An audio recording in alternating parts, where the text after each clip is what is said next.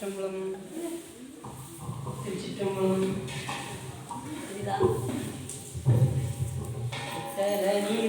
நீ அப்பம் மூடவல் கூறி கப்பிய கரிமுகன் கற்றிடும் அடியவர் புத்தியில் உரைபவர் கற்பகமனவினை கடிதே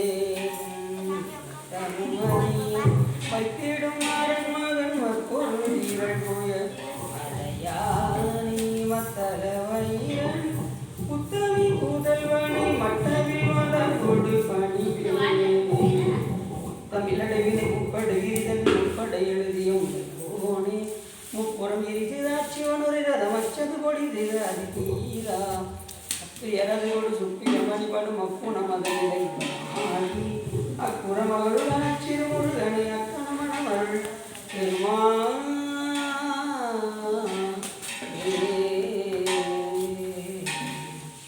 எந்தாயும் எனக்கருள் தந்தையும் சிந்தாகுலமானவை ஈத்தனையாள் கந்தா கதிவேலவனே உமையாள் மைந்தா குமரா மறைநாயகனே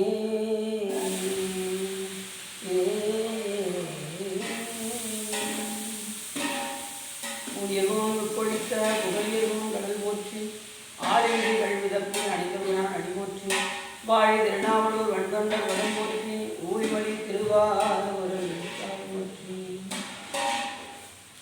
காசனை கனலை கதிர்மானி தேசனை புகழார் சிலர் தென்னர்கள் மாதினை கடித்து ஆட்கொள்ள வல்லையும் ஈசனை நான் மரப்பிப்பனே ஈசனை நான் மரப்பிப்பனே காட்சி நாயினேன் தன் கண்ணினை திருப்பாக போது காட்சி வந்தரையும் அம்மலர்க்கே ஆக்கி வாக்கு வார்த்தை காட்சி ஐம்புலன்கள் ஆற வந்தனை ஆட்கொண்டு உள்ளே புகுண்ட விச்சை மால் அமுத பெரும் கடலே மலையே உன்னை தந்தனே செந்தாமரை காடு அணியரே இரண்டும் தனதனற்றோட சங்கராணியேதான் பேசிவனே கனகனற்றோனே கற்பக கொழுந்தே கண்கள் உடையதோ தருவே கனகனி குமர விநாயக சனக அம்பலத்தாரே உனதளவினையின் நெஞ்சினுள்ளினிதாய் தொண்டனே நுகருமா நுகரே தொண்டனே நுகருமா நுகரே சொல்லாண்ட குருதி போல் தொண்டருள்ளி சில்லாண்டு சிதையும் சில தேவர் சிறுநெறி சேராமே வில்லாண்ட கனக தீரள் விளங்கன் விடைப்பாகம் பல்லாண்டு என்னும் பதம் விழுந்தானுக்கே பல்லாண்டு போதுமே உனது முதல் கையவன் நிலவுலாவை நிர்மணிவேன் அழகில் தேவன் வளர்த்து ஆடுவான் வளர்ந்தனம்படி வாழ்த்தி வணங்குவோம் இல்லாமல்ல சிவகாமி அம்பாளுடன் ஆகிய ஸ்ரீ சிவபரேஸ்வர பெருமானுடைய பெரும் கருணையினாலே நாம் தொடர்ந்து திருத்தொண்டர் புராணம் என்னும் பெரிய புராணத்தை பற்றி சிந்திப்பதற்கு திருக்குறளும் குருவரும் அடியார்களும் போற்றினோம். அதன் அடிப்படையில் நாம் இன்று உங்களிய கலைய நாயனாரை பற்றி சிந்திக்க இருக்கிறோம்.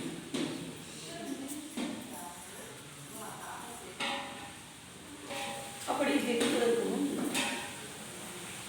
சிவபெருமான்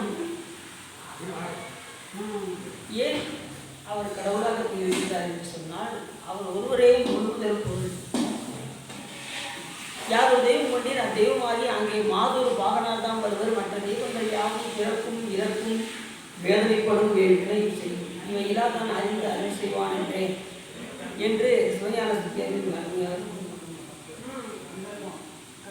ஏனென்றால் சிவபெருமான் ஒருவர் தான், அவருக்கு பிறப்பு இறப்பு கிடையாது, இன்பம் துன்பம் கிடையாது,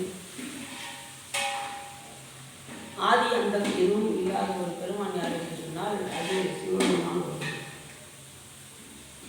அப்படிப்பட்ட சிவபெருமான் சிவனும் நாவும் தனக்கே உடைய செம்மேனியம்மான் அவன் என்னை ஆட்கொண்டு அழிக்கிறேன் யாமாகின்ற ஆழ்ந்தனையா பவனனும் நாவும் பிடித்து திரிந்து பன்னால் அழைத்தாள் பன்னால் அழைப்பொழியான் என்று ஒரு நாள் நிலைப்படுமே என்பது அப்பர் சுவாமி.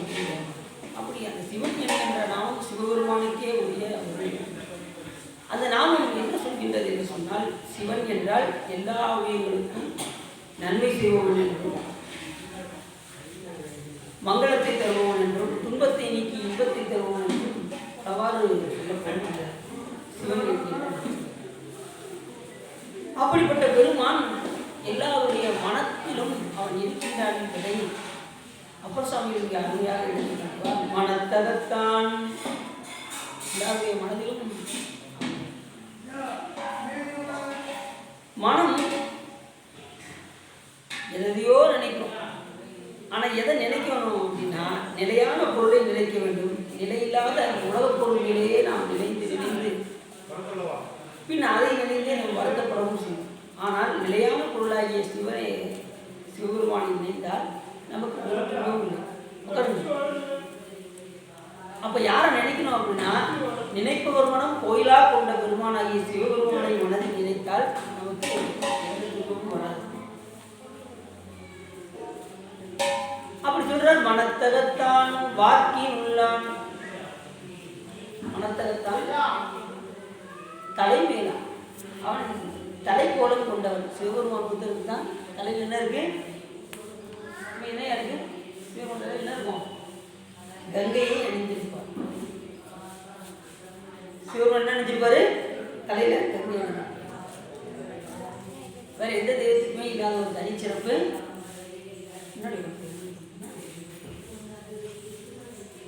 அப்படி யாருக்கும் இல்லாத ஒரு தனிச்சிறப்பு சிவபெருமானுக்கு மட்டுமே. தலைமையிலாம் வாக்கின் உள்ளாம். அப்படிப்பட்ட கல்வியை சிவபெருமான் சொல்லியிருக்கிறார் சொன்னால் அவர் அவருடைய பேராற்றலே ஆர்த்த கங்கை அடக்கும் வாட்சோக்கி என்று கூட ஞானி. ஆர்த்த கங்கை வேகமாக வந்தது. சிவபெருமானை பார்த்ததும் அது தாழ்ந்தது.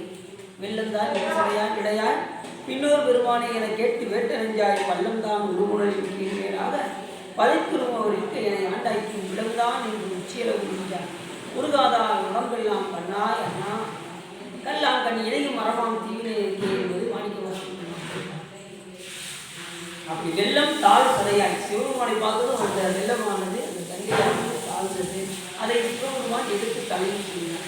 அப்படி தலைப்போடும் உள்ள பெருமான் தலைமையிலான். அடுத்து வாக்கில் உள்ளான். எல்லாருடைய வாக்குக்கும் அப்பாற்பட்டு இருக்கக்கூடிய பெருமான். நமக்கு வாக்குகள் எத்தனை இருக்கு அப்படின்னா, சூக்குமை, பைசெஞ்சி, மத்திமை, வைகரியன் என்ற 4 வகை வாக்கு. அதில் இந்த வாக்கு அடியிலிருந்து எழுவும். சூக்குமை அடியிலிருந்து எழுதக்கூடிய ஒரு சொல் சொல்ல வேண்டும் என்று சொன்னால் அது எங்கிருந்து எழுவும் என்று சொன்னால் சூக்குமையிலிருந்து எழுப்பி சூக்குமை, அடுத்து பைசெஞ்சி, அப்புறம் கழுத்து பகுதி வரும்போது மத்திமை, அதுக்கப்புறம் வெளியில வார்த்தை வந்தால் தூள வைகரி, வார்த்தை வரவில்லை என்று சொன்னால் அது சூக்ம வைகரி என்று 4 வகை வாக்குகள். அப்படி 4 வகை வாக்குகளாக இருந்து பெருமான் இயக்குகிறார். அவர் சொல் பிரபஞ்சம், பொருள் பிரபஞ்சம் எல்லாவற்றையும் கடந்து பெருமானுக்கு எல்லா அவருடைய சொல்லிலும் அவன் இருக்கிறான். மனத்தகத்தான் தலைமையிலான் வாக்கில் வாயார தன் அடியே பாடும் தொண்டர் இனத்தகத்தான் என்று அடுத்த வழியில் கூறுகிறார். அவர் எல்லாருடைய யாரெல்லாம் சிவபெருமானை போட்டு பாடுகின்றார்களோ அவருடைய கட்சி அப்படின்றார். சிவபெருமான் யாருடைய கட்சி? யாரெல்லாம் சிவபெருமானை போற்றி பாடுகிறார்களோ அவர்களுடைய பக்கமாக அவருடைய இனத்தகத்தானாக சிவபெருமான் விளைவிக்கின்றார். மனத்தகத்தான் தலைமையிலான் வாக்கியுள்ளான் வாயார் தன் அடியை பாடும் தொண்டர் இனத்தகத்தான் என்று அடியார் மக்களெல்லாம் யாரெல்லாம் அவரை போற்றி போற்றி பாடுகின்றார்களோ அவருடைய இனத்தகத்தானாக வழங்கக்கூடியது. பாடல் ரொம்ப முக்கியம். இப்போ இந்த அடியாரெல்லாம் பார்த்தீங்கன்னா பாடுறாங்க ரொம்ப சிறப்பாக. அப்படி இறைவனை போற்றி பாடுவது சாதாரணமாக யாரும் இல்லை. அப்படி வருகின்றது என்று சொன்னால் முற்பிறவிலேயே அந்த தவத்தை செய்திருந்தால் தான் சிவபெருமானை போற்றி நாம் பாடணும். அப்படி சிவபெருமானை போற்றி பாடுவதற்கு அவன் அருள் இருந்தால் தான், அவன் அருளாலே அவன் தான் வணங்கி கூடுவதற்காக அவருடைய புகழை பாடுவதற்கு அவன் அருள் அறிவிப்பாக. அப்படி தலைவேலான் பாக்கி உள்ளான் வாயார தன் அடியே அவருடைய திருவடியை யார் புகழ்ந்து பாடுகின்றார்களோ தொண்டர் இனத்தகத்தான்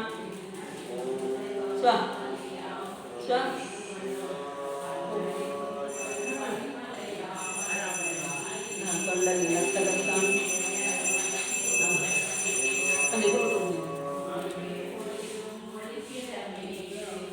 இமயவதம் சிரத்தின் மேலாம் தேவர்களுக்கெல்லாம் தலைவனாக விளங்கக்கூடிய பெருமான். இமயம் என்றால் தேவர்கள், அவர்களுக்கெல்லாம் உயர்ந்தவராக திகழக்கூடிய தேவாதி தேவன் அல்லவா நம்முடைய பெருமான். தேவாதி தேவர்களும் தேவே போற்றி என்று கூட அப்படி எல்லாவற்றுக்கும் மேலாக தேவர்களுக்கெல்லாம் மேலாக எவையவரது சிறப்பின் வேளாம் என்று அடுத்த வரையில் ஏழு அண்டத்துக்கும் அப்பாலாம் இப்பா செம்பொன் குடத்தகத்தான் என்று அடுத்த வரையில் ஏழு அண்டத்திற்கும் அப்பால் ஈருலகம் ஏழுலகம் ஏழு அனைத்தையும் கடந்து எல்லாவற்றையும் பொருள்களிலும் கடந்து இந்த உலகத்தை எல்லாம் கடந்தும் அவனுடைய திருவடி இருக்கிறார். அவன் எல்லா பொருளையும் கடக்கவில்லை என்று சொன்னால் எந்த பொருளும் இயங்கவே இல்லை. அப்படி எல்லா பொருட்களிலும் கலந்திருந்தாலும் எல்லா பொருட்களிலும் கடந்து இருப்பதனால்தான் அவனை நாம் என்ன சொல்கிறோம்? கடவுள் என்று சொல்கிறோம். எப்பொருள் எத்தன்மையாயும் அப்பொருள் மெய்ப்பொருள் காண்பது அறிவு என்று கூட அப்படி ஏழு அண்டத்துக்கும் அப்பா இப்பொழுது செம்பன் குணத்தகத்தான் நறுங்கொன்றை போதியுள்ளான். அவன் அணிந்திருக்கக்கூடிய மலர் நறுங்கொன்றை என்று ஒன்றை மலர் பிரணவ புஷ்பம் என்று பேர். அப்படி பிரணவ புஷ்பத்தை அணிந்திருக்கின்ற பெருமான்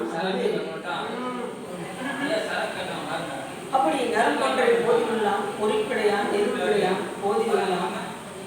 கணத்தகத்தான் கைலாயத்து உச்சியான் காலத்தியான் அவனின் கண்ணுடானே என்று அப்படி எல்லாவற்றும் கடந்து பஞ்சபூதங்களாகவும் இருந்து அவர்கள் வரை பொறுப்படையான் நெருப்படையான் போதியுள்ளான் இதை ஞானசம்பந்த பெருமான் மிக அருமையாக கூறுவார். ஈராய் முதல் ஒன்றாய் இரு பெண் ஆண்குணம் மூன்றாய் மாறாமரை நான்காய் ஒரு பூதம் அவை அறிந்தார் ஆறாறு சுவை ஏழு சுவையோ எட்டு திசை தானாய் வேறாயுடன் ஆனானிடம் வீடுகளிலே என்கிறார் அருமையாக. அப்படி அவன் பஞ்சபூதங்களாகவும் இருந்து இயக்கியிருக்கிறான் என்பதை இந்த பாடலில் மிக அருமையாக. அப்படிப்பட்ட பெருமானை காலத்தியான் அவருடைய கண்ணுடானே அப்படிப்பட்ட பெருமானை நாம் கண்ணார கண்டும் என் கையாலே ஊற்றியும் என்னார என்று காழ்கிழமையார் கூறுவதற்கு இணங்க அவரை கண்ணார கண்டு நாம் தரிசனம் செய்ய வேண்டும் என்று கேட்டாங்க. கோயிலில் 3 மணி நேரம் வரிசையில் இருப்பாங்க. எப்படி 3 மணி நேரம் வரிசையில் இருப்பாங்க. சாமி பக்கத்துல வந்ததும் 2 கண்ணி இருக்க முடிவாங்க. இல்லை சார் 3 மணி நேரம் வரிசையில் இருப்பாங்க. சாமி பக்கத்துல வந்து 2 கண்ணி இருக்க முடியும். அவ்வளவுதான் வரிசையில் என்ன செய்ய பார்ப்போம். வரிசையில் நின்றது எதுக்காக? சாமி தரிசனம் பண்றதுக்கு வரிசையில் நிற்கணும். வந்துட்டு பக்கத்துல வந்து 2 கண்ணி போயிட்டு அப்படிப்பட்ட பெருமானை பக்கத்துல போய் கண்ணார கண்டு தரிசனம் செய்யணும். 2 கண்ணி நல்லா தொடர்ந்து கோயிலுக்குள்ள நுழைஞ்சாச்சுன்னா 2 கண்ணு மூடவே கூடாது. கண்ணை மூடுவதற்கே இங்கே இடமே கிடையாது. கண்ணை மூடணும்னா நீங்கள் தியானம் பண்ணும்போது தான் கண்ணை மூடணும். மற்ற நேரத்தில் சாமியை நல்லா கண்ணை திறந்து வழிபாடு செய்யணும். அதான் காலத்தியா அவனை கண்ணுரானே என்று சொல்லி நான் இன்னைக்கு உங்களைய கலைய நாயனாரை பற்றி சிந்திக்க இருக்கிறோம். அந்த பெருமான் நமது சுந்தரமுசாமிகள் திருத்தொண்ட கோவில் போகும்போது கடவுரில் கலையந்தன் அடியாருக்கும் அடியே யார் ஒருவர் உங்களைய கலைய நாயனாரை வழிபாடு செய்கின்றார்களோ அந்த அடியாருக்கு நான் தலை வணங்குகின்றேன் என்று இந்த பாடலில் இந்த அருமையாக சொல்கின்றார் சுந்தரமுசாமி. கடவுரில் கலையந்தன் அடியாருக்கும் இந்த நாயனார் ஏன் கலையம் என்று சொன்னால் சாமி அங்கே கலசமாக அந்த திருக்கடவுளின் கலசமே அங்கே சிவலிங்கமாக திகழ்ந்ததினால் அந்த நாயனாருக்கு கலையம் என்று மிக சிறப்பாக அழைக்கப்படுகின்றார். அப்படி முதல் பாடலில் சொல்கின்றார், வாய்ந்த நீர் வளத்தால் ஓங்கி மன்னிய பொன்னி நாட்டில் ஏய்ந்த சீர் மறையோர் வாழும் எயிற்பதி எரிநீர் கங்கை தோய்ந்த நீர் சடையார் பண்டு தொண்டமேல் வந்த ஊற்றை காய்ந்த சேவடியார் நீடி இருப்பது கடவுராகும் என்று அந்த பாடலில் அங்கே பொன்னி நாடு என்பது பொன்னி என்பது காவிரியை குறிக்கக்கூடிய நாடு. காவிரி எங்கே ஓடும்? சோழ நாட்டில் ஓடும். அப்படி சோழ நாட்டில் பொன்னி என்கின்ற காவிரி யார் ஓடுகின்ற அந்த ஊர், அந்த நாடு நீர்வளத்தால் ஓங்கி மன்னி என்ற நிலை பெற்று விளங்கக்கூடிய அந்த சோழ நாடு விளங்கி கொள்கின்றது. ஏய்ந்த சீர் மறையோர் என்று சொன்னால் அங்கே வேதியர்கள் மிக அதிகமாக இருக்கின்றார்கள் சோழ வளநாட்டில். அங்கு நீர்வளம் சிறப்பாக விளங்குகின்றது.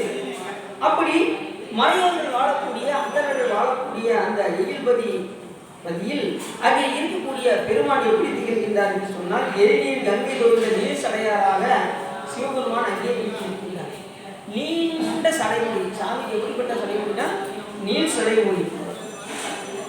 அந்த ஜடாமுடியில் என்ன தரித்திருக்கின்றார் சொன்னால் கங்கையை தரித்திருக்கின்ற காரணத்தினால் கங்கை தோய்ந்த நீர்ந்த சடைமொழி. பண்டு தொண்டர் மேல் வந்த கூற்றை காய்ந்த சேவடியார் நீடி இருப்பது கடவுளாகும்.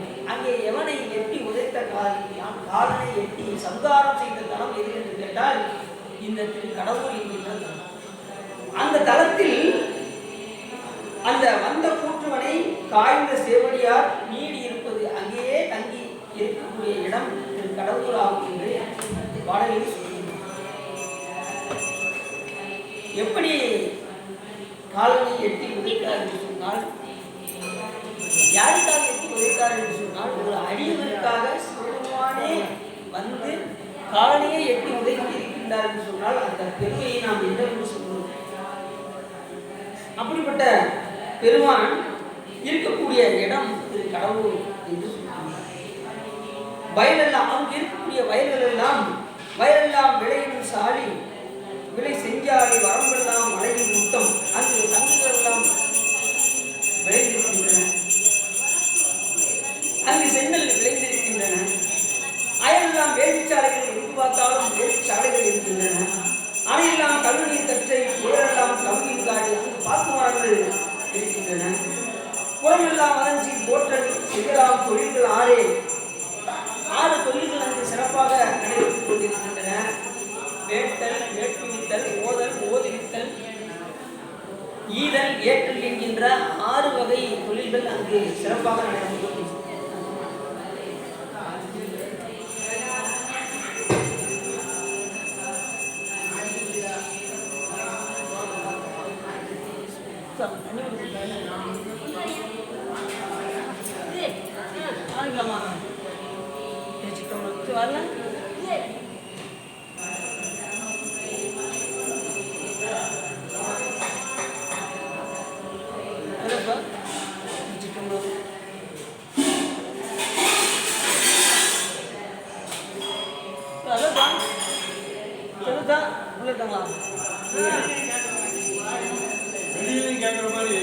செக் பண்றாங்களா?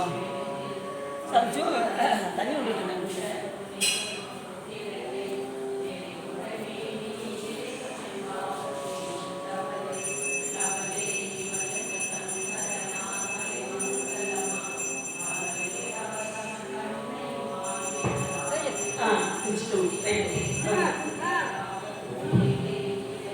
அப்படி 6 தொழில்கள் அங்கே நடக்கின்றன என்று கூறுகின்றார். ஓதல், ஓதுவித்தல், வேட்டல், வேட்டுவித்தல், ஈதல், ஏற்றல் என்கின்ற 6 தொழில்கள் அந்த சோழ நாட்டில் நடைபெறுகின்றன.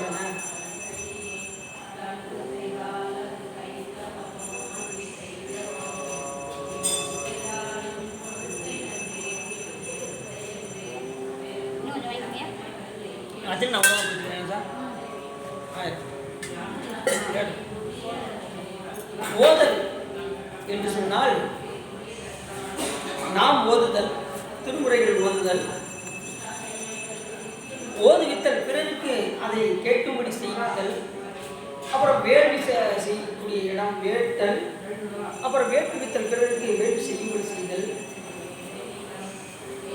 பிறகு ஈதல், பிறருக்கு கொடுத்தல், அப்புறம் பிற பொருட்களை வாங்கிக் கொள்ளுதல், ஏற்றல் என்கின்ற 6 வகை தொழில்களும் இங்கே சிறப்பாக நடைபெற்றிருக்கின்றன என்று இந்த இடத்தில் கூறுகின்றார். அப்படிப்பட்ட இடம் செல்லிநீர் கடவுள் என்றாம் என்றும் இந்த கடவுளுடைய பெருமையை இங்கு அருமையாக சொல்கின்றார். நமது செய்தியா சொன்னார். திரு தொண்டத்தொகையை சுந்தரமூர்த்தி சுவாமியும் திருத்தொண்டர் திருவந்தாதி நம்பியாண்டார் நம்பியும் அதை விரித்துரைத்த பெருமான் நமது செய்தியா சொன்னார். அப்படி இந்த புராணத்தை விரித்துரைக்கின்றார்.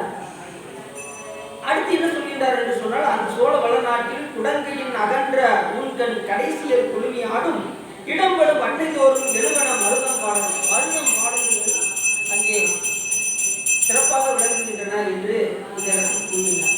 வைதிக மறையோசையை சடங்குடைய இடங்கள் தோறும் எழுவன சாமகான பாடலை அங்கே முடிக்கின்றன.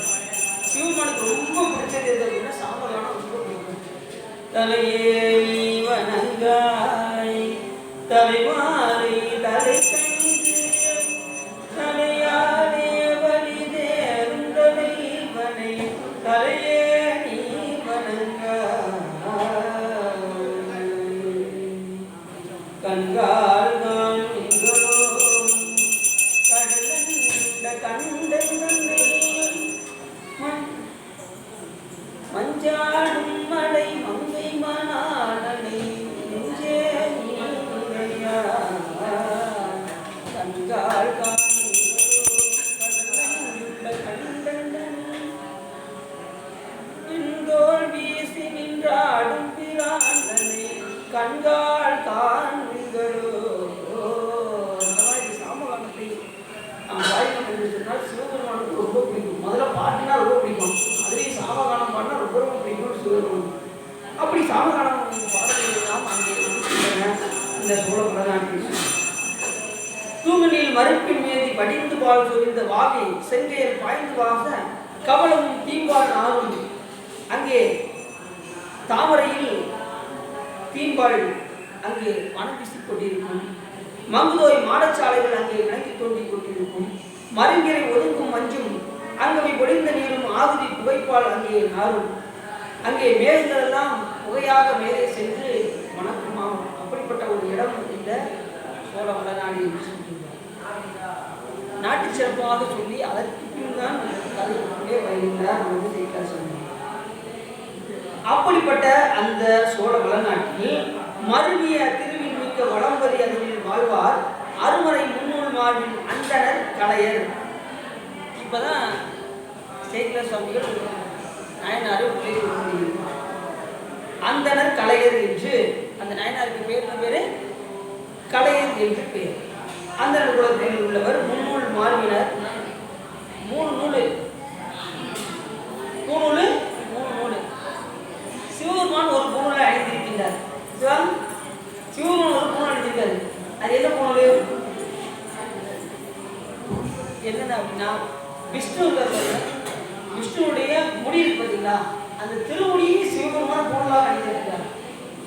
அந்த மந்திரத்தில் வருது விஷ்ணு கேசவப்பியோ நம்ம அப்படின்னு ஒரு மந்திரம் வருது.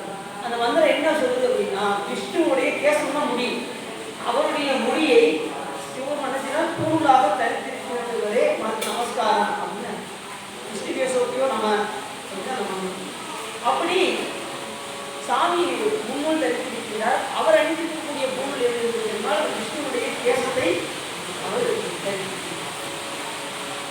நாம எதை தெரிவிக்கணும் அப்படின்னா நூலை தெரிவிக்க வேண்டும். கல்யாணத்துக்கு முன்னாடி 3 நூல், கல்யாணம் முடிஞ்சிருச்சுன்னா 6, குழந்தை பிறந்துச்சுன்னா 9 நூல் நாம் அடையணும். இதுதான் பூணூலுடைய முறை. நிறைய பார்த்தீங்கன்னா பூணூல் போடுறதுக்கே பயப்படுவாங்க. இது போட்டால் ரொம்ப ஆச்சாரம் வேணும், உண்மையிலே ஆச்சாரம் வேணும். பூணூல் தெரிவித்தால் ஆச்சாரம் கண்டிப்பாக இருக்கும். அப்படி தரிக்கவில்லை என்று சொன்னால் நம்ம பூணூல் போட்டோம் அந்த கொள்கைப்படி நாம் நடக்கணும். அந்த பூணூலுக்குரிய அந்த வேவம் பூணூலை இந்த அளவுக்கு நாம் தரித்து அதன்படி நாம் ஒழுக வேண்டும் என்று இந்த இடத்துக்கு அப்படி பாவனம் அப்படி கலையினால் பெருநதி அணியும் வேலி பிறங்கள் தேடினாலும் உருகிய அன்பு கொண்ட சிந்தையால் ஒழுக்கம் இருக்கிறார். அன்பு கொண்ட ஒழுக்கத்தில் சிறந்தவாக நடக்கக்கூடிய நாயனார் இந்த உண்மைய கலைய நாயனார் இருக்கிறார். அவர் கலையராகத்தான் இருக்கின்றார். அவர் செய்கின்ற தொண்டு அவர் உண்மைய கலைய நாயனாக சிவபெருமான் எப்படி அனுப்புவதுன்னா உருகிய அன்பு கொண்ட சிந்தையார். இந்த நேரம் சிவபெருமான் சிந்தனை இந்த காட்சி நாயினேன்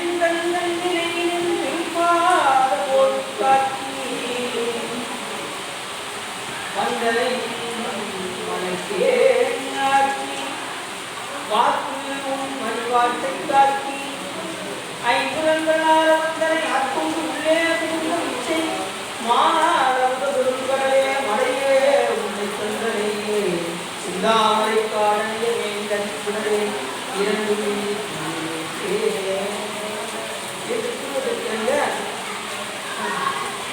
முருகிய சிந்தையுடையவராக எந்த நேரமும் சுருக்கமானை பற்றிய சிந்தனைகளாகவே நிகழ்ந்து கொண்டிருந்தார் நாயனார்.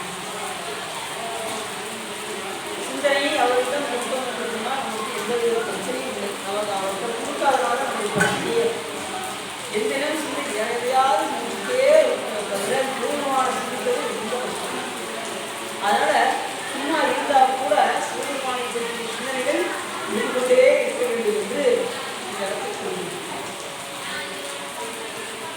உருகிய அன்பு கூர்ந்த சிந்தையால் ஒழுக்கம் மிக்கான். ஒழுக்கம் ரொம்ப ரொம்ப முக்கியம். ஒழுக்கம் உயிரினும் பொருள் என்று வள்ளுவர் கூறுவதற்கு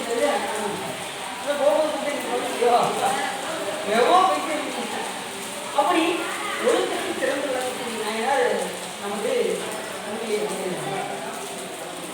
உருகிய சிந்தையுடையவராகவும் எந்த நேரமும் சிந்தனையுடையவராகவும் ஒழுக்கத்தில் சிறந்தவராகவும் விளங்கிய நாயனார் நமது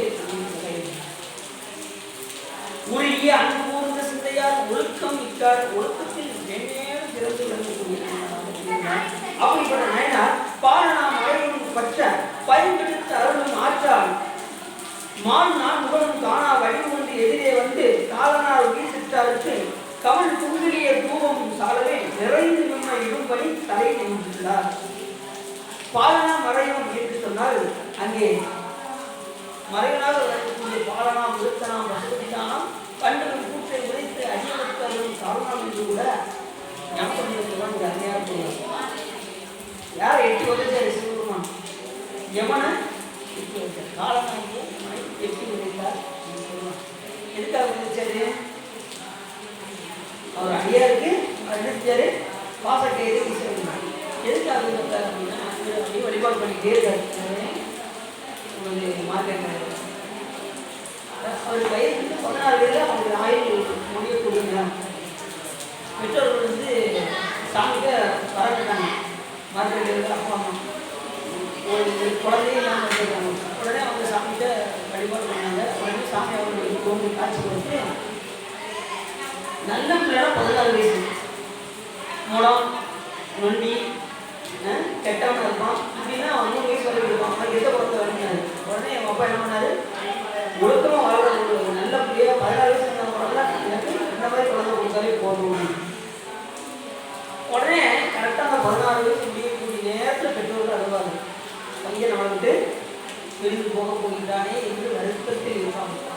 அந்த நேரத்தில் இவர் என்ன பண்ணாரு, தாயிலே நீ கலந்தாதீர்கள் என்று சொன்னார். நீங்க கலங்க வேண்டாம், எதுக்கு கோவப்படுறீங்க, உங்களுடைய அழகு பிரிய போதே நினைச்சு வருத்தப்படுறீங்களா, கவலைப்படாதீங்க, உங்களுக்கு யார் பணம் கொடுத்தா அப்படின்னா அப்போ சிவபெருமான் தான் கொடுத்தாரு. அப்போ இந்த சிவபெருமான் இப்போ இருக்காரா இல்லையா அப்படின்னு கேட்டார். ஏன் அவங்க எப்பயும் உள்ளவரியா, அதே சிவபெருமான் மரத்தை மாற்றி கேட்போம் அப்படின்னு என்ன பண்ணாரு, சிவலிங்கத்தை பண்ண போகிறார். சிவலிங்கத்தை கெட்டி இடிக்க பிடிச்சிட்டாரு. அந்த நேரத்தில் என்ன பண்ணாரு, ஏமாந்தார். அவர் வந்து வாசக்கையிலே வீசினார். ஏன் அந்த இடத்துல சாமி எடுத்து உதவிச்சாருன்னா, சிவபூஜை செய்து கொண்டிருக்கின்ற நேரத்தில் யார் என்ன செய்ய முடியாது, அந்த நேரத்தில் காலச்சக்கரம் ஓடாது. காலச்சக்கரம் ஓடாத நேரத்தில் இவர் வந்து வாசத்தை செய்யறாங்க. அது சிவலிங்கத்தின் மேலும் பட்டதினால் இவர் என்ன பண்ணாரு, எட்டி உதைத்தார். எந்த காலையில் எட்டி உதைச்சாரு, சாமி இடது வந்து அம்பாள் எடுத்து எட்டி உதைத்தார். இறந்து போயிட்டாரு. அதுக்கப்புறம் அவருடைய மனைவி மன்னிப்பிச்சை கேட்டதுக்கப்புறம் அதுக்கப்புறம் அவங்க சாமி அவர் மனைவி அதுக்கப்புறம் அவங்க தொழிலை அமைச்சாங்க. இப்படிதான். ஏன் அப்படின்னா அந்த நேரத்தில் ஏன் காலகட்டம் ஓடாது போகணும்னா, சிவபூஜை செஞ்சுக்கிட்டு இல்லை சிவபெருமானை போட்டு பாடி கொண்டு அந்த நேரத்தில் ஏன்னா இந்த காலத்தில் நமக்கு எப்போ வரும், கடைசி காலத்தில் துணைக்கு வரும். நம்ம சாப்பிட்றது, வைக்கிறது, தூங்குறது, இதெல்லாம் நம்ம கூட கடைசி நேரத்தில் துணைக்கு வராது. நம்ம சிவசம்பந்தமாக எப்பெல்லாம் இருக்கோமோ இப்போ சிவபெருமானை கேட்டுருக்கீங்களா, இந்த காலம் நமக்கு கடைசி துணைக்கு வரும். சிவபெருமானுக்கு போட்டி பாடுறது, சிவபெருமானை பற்றி கேட்பது, சிவ கைகரியம் செய்யும்போது, பூக்கட்டும் போது, தீபம் போடும்போது, தூபம் போடும்போது, சாமி பற்றி நினைக்கும் போதெல்லாம் நமக்கு காலச்சக்கரம் மற்ற நேரத்தில் ஓடிக்கிட்டே இருக்கும். அப்போ நம்ம அதிகமாக எதுக்கு பயன்படுத்தணும் அப்படின்னா, சிவபுண்ணியம் செய்வதற்காக அதிகமாக பயன்படுத்தணும். அப்படி அதிகமாக பயன்படுத்தணும். ஆனால் நாம சிவம் அவ்வளோ தூரம் பயன்படுத்தணும். டைம் 7 மணி ஆச்சு, கிளம்பணுமே, ஏற்பட்ட வேலைகள் இருக்கு. இடத்தை விட்டு காலி பண்ணுறதுக்கு தான் நம்ம அதிகமாக அப்படி அந்த மார்க்கண்டேயருக்காக தன் அடியவருக்கு உடனே சொல்லுவாரு. உடனே மாணிக்கவாசகர் சுடுற மனதை கொண்டு வச்சாங்க. என்ன பண்ணாரு, வெள்ளத்தையே வர வச்சாங்க. சாதாரண தண்ணியை தான் வர வைக்கல, வெள்ளத்தையே வர வைத்து என்ன பண்ணாரு, அவரை பார்த்தார். அப்படி ஐயார்களுக்கெல்லாம் எந்தெந்த நேரத்தில் எந்தெந்த துன்பம் வந்தாலும் உடனே வந்து காக்கக்கூடிய ஒரு கடவுள் யாருன்னா சிவபெருமானை தவிர யாரும் செய்ய முடியும். உச்ச நேரத்தில் உற்றவருக்கு உதவும் பெருமானி அப்படின்னு கூட கண்டுள்ளாங்க. அப்படி ஐயார்களுக்கு வந்து என்னன்னு கேட்பாரு. அப்படி பாரணா மறையும் பெற்ற பயன்படுத்த அருள் மாற்றார் மாதம் 4 காணா வழிகொண்டு எதிரே வந்து காலனார் உயிர் சுற்று அந்த பிரம்மா விஷ்ணுக்கே காண கிடைக்காத கடவுள் யாருக்காக வந்தார், மார்க்கண்டேயருக்காக வந்து எட்டி உதைச்சார். அப்படி ஒரு காலனை எட்டி உதைத்தார். எதுக்காக அப்படின்னா தன் அடியவருக்காக. ஒன்றி இருந்து நினைவுங்கள் ஊனமே ஒன்றில்லை கன்றிய காலனை கழித்தான் தன் அடியவருக்காக சென்று தொழுகின்றல் இல்லை சிற்றம் படத்து நட்டம் எட்டு வந்தாயின் எம்பெருமான்கள் திருக்குறிப்பு என்பது நமது அப்போ சொன்ன. அப்படி அடியவர் தன் அடியவருக்காக எட்டி உதைத்தார். அப்போ நமக்கு கண்டிப்பாக செய்வாரா செய்ய மாட்டாங்க. கண்டிப்பாக நமக்கு ஒரு சொன்னா அவர் வந்து சாமி என்னன்னு கண்டிப்பாக கேட்பார். அப்படி காலனார் உயிர் செற்றாருக்கு கமழ்ந்த குங்குலியத்தும் அந்த திருக்கோயில கடவுள் இருக்கின்ற தளத்திலே இந்த கலைய நாயனார் வரக்கூடிய நாயனார் என்ன பணி செய்தார் அப்படின்னா, குங்குலிய தூபம் இட்டு வழிபாடு செய்தார். சாலவே நிறைந்து விம்ம இடும்படி தலையில் நின்றார். தூபம் சும்மா கொஞ்ச நாளும் போட மாட்டாங்க. நம்ம செய்வோம், அந்த ஒரு கம்ப்யூட்டர் சாமானை மட்டும் வையுங்க அப்படின்னு பொறுத்து நம்ம சாமி காட்டும். அவர் நிறைய வச்சு வச்சு சாமிக்கு மனம் கமல சாமி சாத்தினாராம். சாலவே நிறைந்து விம்ம இடும்படி தலையில் நின்றார். அந்த பணியவே சிறப்பு மேற்கொண்டு எந்த நேரம் சாமிக்கு தூபம் போட்டுக்கொண்டே இருந்தார். பெருமூலர் காலை கொண்டு புத்தருக்கு பக்தராகி அருங்கொடு மலர்கள் கொண்டாங்க ஆர்வத்தை உள்ளே வைத்து விரும்பினால் விளக்கு தூபம் விதியினால் இடவல்லாருக்கு கருமையை கட்டி போடுவார் கடவுள் கேட்டனார் என்று கூட நம்ம நினைக்கிறோம். அப்படி அந்த தூப பணியை சிறப்பாக செய்து கொண்டு வந்தார். அப்படி செய்கின்ற நாளில் கண்ணினீர் கடிக்கும் செல்லி கண்ணுதல் எவ்விதாருக்கு பொங்குலிய தூபம் பொலிவுற போட்டு செல்ல அங்கவர் அருளினாலே வறுமை வந்து அடைந்த பின்னும் தங்கள் நாயகருக்கு தாம் முன் செய்பணி தவாவை வறுமை வந்துருச்சு. அவர் செஞ்சுட்டு இருக்க நேரத்தில் என்ன வந்துச்சு, நம்ம வசதியாக இருந்தால் சாமிக்கு எது செய்வோம், வசதி குறைஞ்சிச்சுன்னா அப்படி சுத்தமாக பார்க்கணும். ஆனால் அவர் என்ன பண்ணாரு, வறுமை வந்த காலத்திலும் கூட அந்த பணி சிறப்பாக செய்தாரா. இந்த ஊழிய கொடுத்த போட்டுட்டு பொங்கு உங்குரிய ரூபம் பொலிபுற போட்டு செல்ல அங்கவர் அருளினாலே சிவபெருமான் அதனால அவர் என்ன வச்சான், வறுமை வச்சான். சிவபெருமான் தான் கொஞ்சமாக அந்த வறுமையை உண்டாக்குறாரு. ஏன் அப்படின்னா, செல்வமாய் என்னுடைய அடியார் செல்வம் இருக்கும் போது உள்ள காலத்தையும் காட்டிலும் வறுமை வந்த காலத்திலும் அவனுடைய பணி சிறப்பாக செய்வான் என்பதை உலகத்துக்கு உயர்த்தி வருவதற்காக சாமி என்ன பண்றாரு, அவனுக்கு வறுமையை அந்த நிலையிலும் அடியார் என்ன பண்ணாரு, நம்ம அந்த தூரத்தை போட்டுக்கொண்டே இருந்தார், அந்த பணியை செய்தே இருக்கார். இந்நேரம் ஒழுங்கு நாளில் இளம்பாடு நீண்டு செல்ல தன்னிலம் முற்றும் சுற்றும் நாடிய அடிமை முற்றும் உடனே ஒவ்வொரு பொருளாக விற்க ஆரம்பிச்சார். வீட்டில் அடிமை பொருளாகிய மாடு பறவை எல்லாத்தையும் விற்க ஆரம்பிச்சார். ஒவ்வொன்றா வாங்கி வாங்கி அப்பயும் அந்த வாங்கி வாங்கி சாப்பிட்டாரு. அப்பயும் அந்த பையன் விடலை.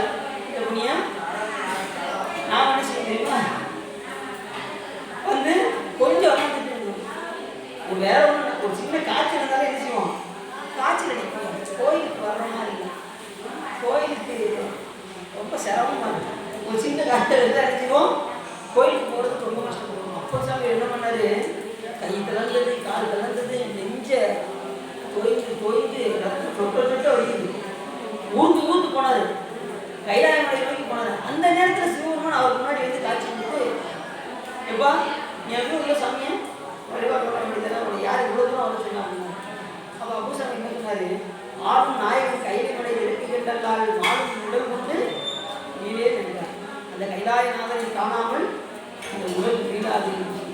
என்ன பண்ணாரு, அந்த உரைப்பு காட்டினார். உடனே சாமி என்ன பண்ணாரு, இந்த இடத்துல மாற்றவில் மூழ்கினாரு. அவர் எதிர்த்து நடந்தெல்லாம் போக முடியாது, ஏன்னா வயசாயிருச்சு. அப்படி உருண்டாரு, அங்கே மூடி இங்கே எதிர்ச்சிட்டார். எங்கே திருவிழாக்கு அப்படி சிவபெருமான் நினைச்சாரு என்ன வேணாலும் பண்ணுவார். ஐயாவுக்காக கைலாயத்தை செய்து கொடுத்தாரு. அப்படி கைகால் தளர்ந்த நிலையுமே அவர் உழைப்பு காட்டினாரு. நம்ம ஒரு சின்ன காய்ச்சல் இருந்தாலும் கோயிலுக்கு போக முடியல. ஏன் காய்ச்சல் இருக்குங்க, காய்ச்சல்னால கோயிலுக்கு போக முடியாது. ஏதாவது ஒரு காரணம் சொல்லி நம்ம கோயிலுக்கு போகிறதுக்கு என்னென்ன தவிர்க்கிறதுக்கு என்னென்ன காரணங்கள் வரணும், அது உழவு. வீட்டில் டிவி பார்க்கணும், இங்கே தொலைக்காட்சிகளும் முதல் முறையாக அவரை பார்க்கறதுக்கு தெரிஞ்சுக்கோ கொடுத்துருவோம். கோயில் போகிறதுக்கு அப்படி அல்லாமல் என்ன செய்ய வேண்டும் சொன்னால் வழிபாடு விடாமல் செய்து கொண்டே இருக்கிறோம். அப்படி அவர் என்ன செய்தார், இருக்கின்ற அந்த பொருட்களை எல்லாம் கொண்டே இருந்தார். விட்டு அந்த பல்லடும் தனங்களுமான பயிர்மனை வாழ்க்கையில் மண்ணிய சுத்தத்தோடு மக்களும் வருகிறார். ஏழ்மை ஆகிட்டாருன்னு ஒரு சுத்தத்தாருன்னா எல்லாரும் வருத்தமடைய ஆரம்பிச்சிட்டாங்க.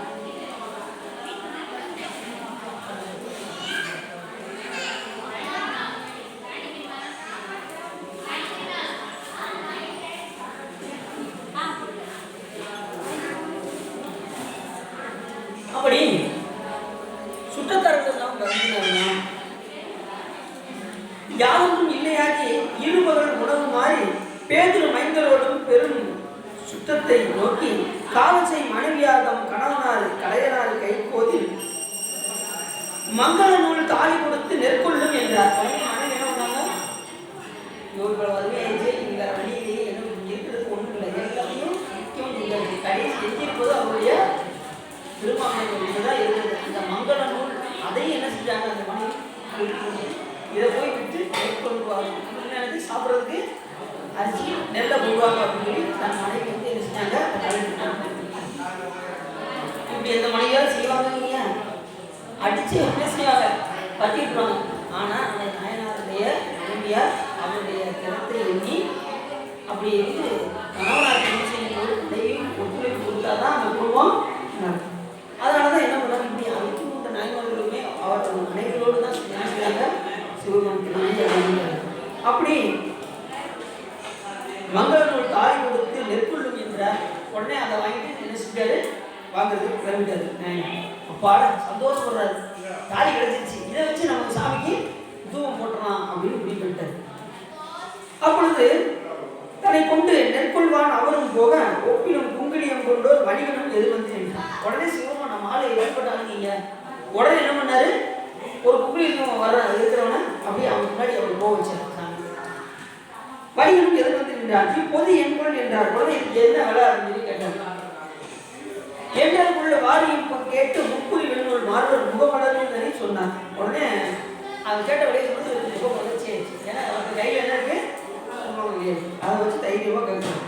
6 செஞ்சடைவியல் வைத்த அங்கரது பூசைக்கான 4 குக்குலியமும் ஈதே நான் இன்று பெற்றேன், நல்ல பேரு பற்றிதன்மே உண்டோ அப்படின்னாரு. ஆகா, சிவபூஜைக்கு நமக்கு இந்த மங்கள நாள் பூஜை நடக்கலாம்.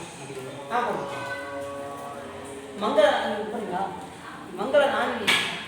மங்கள நான் இருக்கின்றது என்று சொல்லி அவர் என்ன பண்ணாரா, இதுக்கு மேல ஒரு வாழ்க்கையில் ஒரு பேர் உண்டா அப்படின்னு நினைச்சார். நாம் என்ன செய்வோம், கிடைச்சிச்சியா முடிஞ்ச அளவுக்கு என்னென்ன சாமி பொருளை தவிர அது சாமிக்கு எவ்வளோ கொஞ்சம் கொஞ்சம் வாங்கிடும். ஒரு மாப்பிள்ளை கொஞ்சம் மஞ்சப்பொடி கொஞ்சம் இருக்கிறதா அதில் எவ்வளோ சுருக்கமாக செலவு பண்ணிட்டு இங்கே மற்ற நம்ம வீட்டுக்குரிய பொருள் தான் வாங்க வைத்தது, சிவபெருமானுக்குரிய பொருளை வாங்கவே மாட்டோம். ஏன்னா நம்மளுடைய அறிவெல்லாம் அந்த அப்படி ஞானிகள் எப்படி இருக்காங்கன்னா முழுக்க சிவத்தை தவிர தான் மற்றதை பார்ப்பாங்க. நம்மளை கழிச்சு தான் நம்ம வந்து சிவபெருமானே நோக்குவோம். அப்படி அவர் என்ன பண்ணாரு, சாமிக்காக எல்லாம் செய்யணும்னு முடிவு பண்ணாரு. அப்படி அங்கனர் பூசைக்கான நரும் குங்குலியம் ஈடேல் நான் இன்று பெற்றேன், நான் பெற்ற பயனை பெருமானே அதுக்காக குங்குலியை கொண்டு வந்து வைக்கிறாரே, இதை வச்சு நான் எப்படியாவது வாங்கிறேன், இதுக்கு மேலே ஒரு பேர் உண்டா அப்படின்னு நினச்சி நல்ல பேர் மற்ற எதிர்ப்பு உண்டோ பெறா பேர். ஏன் அப்படின்னா, ஏன் பெறா பேர் அப்படிங்கிறாருன்னா, இந்த மாதிரி ஒரு பேரை வேற யாரும் பெற முடியாது. ஏன்னா இந்த குங்குலிய தூவம் போட்டு தான் சாமி என்ன பண்ண போறாரு, திருவடியை அடைய போகிறார். அது யாரும் பெறாத ஒரு பேர் திருவடி பேர். அந்த பேட்டினை அடைய போகின்ற காரணத்தினாலே பெறா பேர் என்று இந்த இடத்தில் சேக்கா சங்கீத அருமையாக பெற்று வைத்து வேறு கொள்வதன் என்று உரைத்தலும் விருப்பில் நிற்கார். உடனே அது மேல ரொம்ப விருப்பத்தோடு இருக்கார். எந்த ஒரு செயலை செய்தாலும் சிவபெருமான் செய்யும்போது எது செய்யணும்னா விருப்பத்தோடு செய்யணும். பெரிய பூ கட்டி கொடுக்குறீங்க, எப்படி கொடுப்பீங்க, விருப்பத்தோடு அந்த ஆர்வத்தோடு கொடுக்கணும். பெரும்புலர் காலை மூழ்கி பித்தருக்கு பக்தராகி அருங்கொடு மலர்கள் கொண்டாந்து ஆர்வத்தை உள்ளே வைத்து கட்டணும். ஸோ அந்த இடத்துல ஸோ பூ கட்டுறீங்களா, சிவா பூ கட்டுறீங்களா, எப்படி கட்டணும், ஆர்வத்தோடு கட்டணும். சாமிக்கு நம்ம சாமி நம்மளை பணி செய்ய வச்சிருக்காரு அப்படின்னு சொல்லி அந்த ஆர்வத்தோடு நாம் கட்டணும். ஆர்வத்தை உள்ளே வைத்து விரும்பினர் விளக்குவோம் விதியினால் இடவெல்லாருக்கு கருவியை கட்டி கொள்வார் கடவுள் இருக்கும். அப்படி ஆர்வம் மிக செலுத்தி நம்ம பெருமாள் சாப்பிட போகிறோம் அப்படிங்கிற ஆர்வத்தோடு பூ கட்டி மலர் கட்டி விளக்கு போட்டு திருமுறைகள் பாடி இப்படி எல்லாமே ஆர்வம். இப்படி கேட்டு ஆர்வத்தை கேட்குறீங்களா, இப்படிதான் ஆர்வம் மிகுந்திருந்தால் நமக்கு பொருள் விளங்கும். ஆர்வம்னா எப்பயா முடிப்ப, சொற்பொழிவு எப்பயா முடிப்ப அப்படின்னு சொல்லுவாங்க. சொற்பொழிவு எப்பயா முடிப்ப அப்படின்னு வச்சுக்கோங்க. அப்போ ஆர்வம் கம்மியாக இருக்கும். அப்போ ஆர்வத்தோடு கேட்டீங்கன்னா அது மேலே விருப்பம் இருக்கிறதுனால கேட்கணும். அப்படி விருப்பத்தோடு கேட்டாங்கன்னா சிவபெருமான் நமக்கு எல்லா நாளுக்கும் கொடுத்துக்கொண்டே அவர் கூட எதுக்கு நம்ம பயன்படுத்தணும், நான் செவிய அதுவும் சிவபெருமான் கூட தான் கேட்கணும். செவி இந்த தலையை நீங்கள் பார்த்துக்கணும். அதில் செவிகால் கேள்வி என்ன சொன்னாரு, செவிகால் கேள்விகளும் சிவன் எண்ணெயை செம்பவர எரிபோல் மேனிக்கிறான் எப்போதும் சிவனும் போல கேட்டுக்கிட்டே இருக்கணும்னாரு. நாங்கள் எப்பயாவது ஒரு கதை போல கேட்கணும், எப்பயுமே கேட்டுட்டு இருக்கணும். ஆனால் நம்ம எப்பயாவது இருக்கோம் இந்த மாதிரி சொற்பொழி வந்தால் தான் உண்டு, இல்லை நம்ம கேட்கணும். அப்படி எல்லாமே எந்த நேரமும் வாய்ப்பு கிடைக்கிறதுனா சிவபெருமானுடைய புகழை நாம் கேட்டுக்கொண்டே இருக்க வேண்டும் என்று இடத்தில் கொண்டிருந்தார்.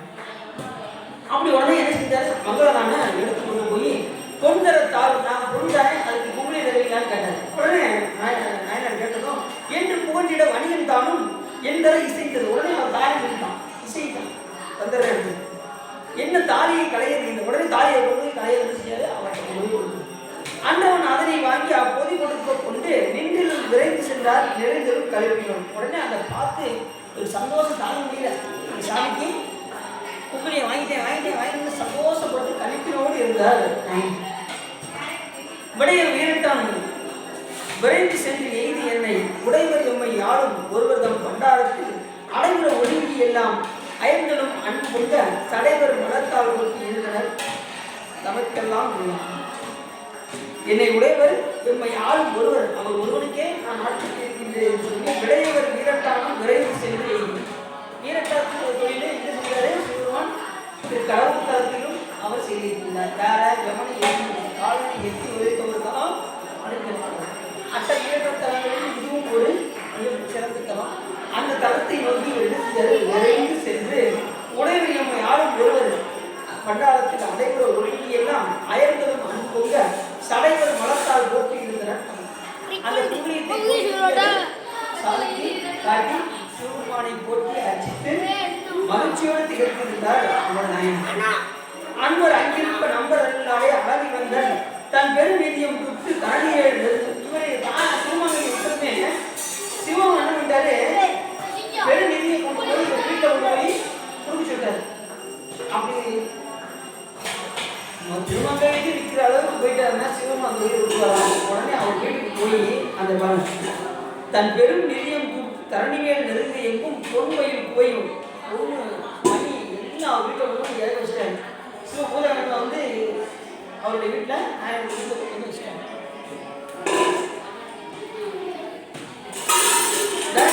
பொன்மையில் போய் நெல்லும் கூட முகப்படியா இருக்கு. உள்ள நெல் பொறுப்பில் பல் வளமும் பொங்க மண்வரும் செல்வம் ஆக்கி வைத்தனன் மனையில் நல்ல நிறம் வெளியே பொண்ணு காசு நெற்குவியல் எல்லாம் கிடக்கு. மற்றொரு மனைவியாரும் மக்களும் பசியால் வாடி அத்தை நாள் இறங்குதலில் அயல்களை துயிலும் போதில் நட்டவ கொடியினாருக்கு கனவிலை நாதன் நல்க தெற்றன உணர்ந்து செல்வம் கண்டவன் சிந்தை செய்வார். உடனே என்ன பண்ணாரு, சுவாமி கனவில் பசியால் வாடி அன்றைய நாள் இரவுதனில் அயல்களை துயிலும் போதில் மற்றவர் மனைவியாரும் மக்களும் பசியால் வாடி எல்லாம் வாடிட்டு இருக்காங்க. ஏன்னா இது கூட செஞ்சாரு திருமணம் இது கூட விட்டு குவிலி ஆகிட்டாரு. அதனால மக்கள்லாம் பசியோடு வாழும்போது கனவில் வந்து சாமி வந்து சொன்னாங்க, செற்றின உணர்ந்து செல்வம் கண்டதில் சிந்தை செய்வான். கொப்பனார் இல்லம் எங்கும் குறைவில்லா நிறைவில் காணும் அம்மொழியின் குவையும் நெல்லும் அரிசியும் முதலையாக உள்ள எவ்விரான் அருளாம் என்று இருதரம் குவித்து போட்டு தன் பெரும் கணவனாருக்கு திருவமலைக்கு சொன்னார். இந்த சாமியுடைய திருவிழால என்ன பண்ணாங்க, உடனே எவ்விரான் அருளாம் என்று சொல்லி இருதரம் குவித்து போட்டு தன் பெரும் கணவனாருக்கு அனுமதி கொடுக்க அவங்க அவர் யாரோட மனைவி, நம்ம சுந்தரிய கலைஞருடைய மனைவி சாமிக்கு சென்றார்கள். நிறைய முறையா இருக்கு. அதை சமைக்கணும் வேண்டாமா, அதனால பட்டினியா இருக்காரு. அவருக்கு அவருக்கு படைக்கணும். காலனை காய்ந்து செய்த கலையனாராம் ஆளும் அன்புடைய சிந்தை அடியவர் அறிவும் ஆற்றல் சாலனை பகுத்தாய் உங்கள் தடவிட்டு மனைவியின் நன்னி பாலினின் படி அடித்து கொண்டு வருவரல் ஒளிவு என்றார். உடனே சாமி என்ன பண்ணாரா, நாயனாருடைய கடவுளையும் போய் என்ன பண்ணாரு, அன்பு அவர் என்ன சாமி பற்றி சிந்தனையிலே இருக்காரு. எப்பவுமே சிவனுடைய சிந்தையே இருக்கணும். அப்படி வேற சிந்தனை இருந்தோமா என்ன ஆகும், நம்ம என்ன சிந்திக்கிறோமோ அந்த சிந்தையுடையவராக ஆகும். உலகத்தை பற்றி சிந்திச்சா உலகத்து தகுந்த மாதிரி தான் போகும். சாமியை பற்றி சிந்திச்சா அவருடைய திருடியை போய் அடைவோம். நாம் உலகத்தை சிந்திக்குமா இல்லை சாமியை சிந்திக்குமான்னு யாருடைய கையில் இருக்கு, நம்ம கையில் தான் இருக்கு. யார் சிந்திக்கிறோம், சிவபெருமானை தானே சிந்திக்கிறோம். வேற சிந்திச்சா என்ன ஆகும், துன்பப்படும். சிவபெருமானை சிந்திச்சா இன்பம் அடைவோம், உலகத்தை நினைச்சா துன்பம் அடையும். அப்போ யாரை நினைக்கணும் அதிகமாக, சிவபெருமான். பரவாயில்ல, ரொம்ப தெரிஞ்சாங்க, அது தெளிவாக இருக்காங்க. உட்காந்து அப்படி என்ன பண்ணார், ஆளும் அன்புடைய சிந்தை அடியவர் அறியும் ஆற்றல் சாமி பசித்தான் உங்கள் நெடு மனையில் நெண்ணி பாலின அடிச்சு கொண்டு பருவர்கள் ஒழிதான் போயிட்டாரு. உனக்கு உன்னுடைய கஷ்டத்தெல்லாம் நீ போட்டுக்கோ அப்படின்னு சாமி என்ன செய்யறாரு. கலைநாதனை பேரா கைதுகளில் இறங்கி கங்கை அலைமுறை செய்யாதம் அருள் மறுத்திருக்க அஞ்சி தலைவிசை பணி மேற்கொண்டு சங்கரன் கோயில் என்று மனிதர் மாட வீதி மறுக்கும் தன் மனை சார்ந்தார். உடனே அங்கிருந்து போக முடியாதவரா உடனே செடி மேல சிவபெருமானை எந்த நேரம் சிந்தித்து கொண்டே இருந்து அருள் திறக்க அஞ்சி அருள் மறுத்திருக்க அஞ்சி தலைவிசை பணி மேற்கொண்டு சங்கரன் கோயில் என்று வழிபாடு செய்தார். சங்கரன் கோயில் என்னது, சங்கரன்னா யாரு, சிவபெருமான் தான் சங்கரன். சங்கரன்ங்கிறது சுகத்தை செய்வோம்னு அர்த்தம். எல்லா உயிருக்கும் என்ன வேணும்? சுகம். எப்படி சுகமா இருக்கீங்களா அப்படி கேட்பாங்கல்ல. என்ன துணுப்பட்டு இருக்கீங்களான்னு கேட்பாங்க. எப்படி கேட்பாங்க? சுகமா இருக்கீங்கன்னு கேட்பாங்க. அப்படி சுகத்தை செய்கின்ற பெருமான் யார் அப்படின்னா சிவபெருமான் ஒருத்தர் தான் சுகத்தை செய்யணுமே தவிர யாராலையும் சுகத்தை செய்யணும்.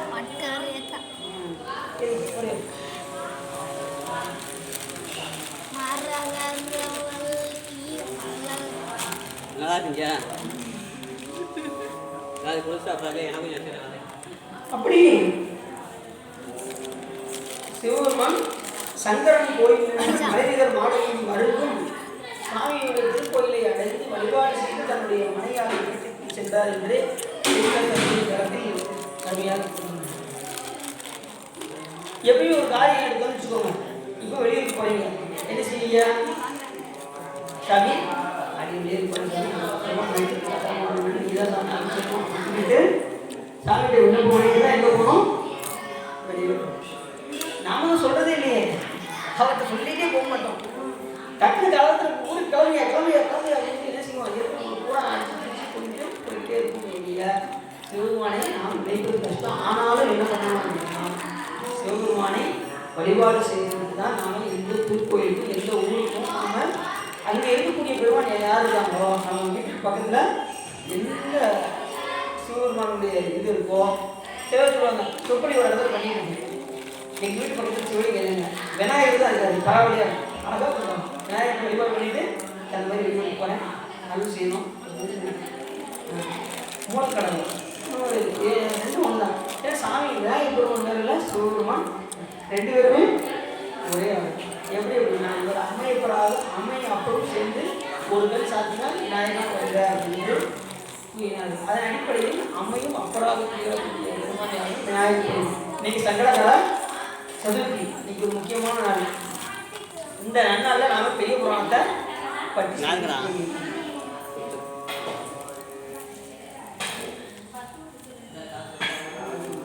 பெரிய புராணம் ஏன் மற்றதுக்கெல்லாம் எதுவும் இல்லாத ஒரு தனிச்சரிக்கை. பெரிய புராணத்துக்கு ஏன் பெரிய புராணம்னு வச்சாங்க அப்படின்னா கந்த புராணத்தில் கூட 1,00,000 கிரகங்களை கொண்டது, அது கூட பெரிய புராணம் வைக்கணும். ஏன் இதுக்கு வச்சாங்க அப்படின்னா இது தொண்டர்களுடைய பெருமை சொல்லுவது. அதன் அடிப்படையில் இந்த புராணத்துக்கு என்ன சொன்னாங்க? திருத்தொண்டர் புராணம் பெரிய புராணம். இது அறிவிச்சவர் யாரு? சேக்கிழார் சுவாமி. சேக்கிழார் சுவாமி திருத்தொண்டர் தொகையை வாக்கினால் சொல்ல வல்ல விரான் எங்கள் வாக்கியத்தை நான் உண்டைவாறு சேர்க்கிறான் என்று செய்திருக்கோம் என்று கூட எழுதியிருப்பாங்க. அப்படி சேர்க்கிறாருமான நாம் மறக்கவே கூடாது. ஏன் அப்படின்னா 63 நாயன்மார்களையும் புகையடியார் 9 பேரையும் உலகுக்கு எடுத்து காட்டிய ஒரு பெரும் சிறப்பு சேக்கிழார் சுவாமி. அப்படி அந்த சேக்கிழார் பெருமானை நாம் என்ன செய்யணும்? மனம் பணிகளால் நாம் அவரை வழிபாடு செய்ய வேண்டும்.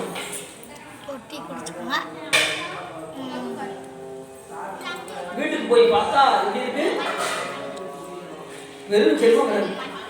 இல்லத்திற்கு சென்று புக்கார் இருநிதி குவைகளார்ந்த செல்வத்தை கண்டு நின்று திரு மனையாரை நோக்கி இவ்வளவு செல்வம் எப்படி வந்தது அப்படின்னா யாரை பார்த்து? மனையை பார்த்து கேட்டாங்க. அப்படி சொன்னாங்க அம்மையாரு, வில்லுத்த முதலாய் இது இந்த விலைகளெல்லாம் என்பது என்ன அல்லத்த கண்ணன் எம்பெருமான் அருந்தர வந்தது என்றார். அல்லத்த கண்ணன் அருந்தர வந்தது. ஏன் இந்த இடத்துல திருநீல கண்டத்தை பற்றி அம்மா சொல்றாங்க அப்படின்னா அந்த கண்டத்தை வைத்து என்ன செஞ்சாரு? எல்லா உயிர்களையும் காத்த பெருமான் நீலகண்டராக எல்லாரும் எப்படி இருந்துச்சு? மிகுந்த துன்பத்தில் இருந்த அந்த உயிர்களை எல்லாம் என்ன செஞ்சாரு? பார்க்கடா மொத்தத்தை ஊன்றி வாசிகன் என்ற பாம்பை கயிறாக தெரிந்து தேவதூரமும்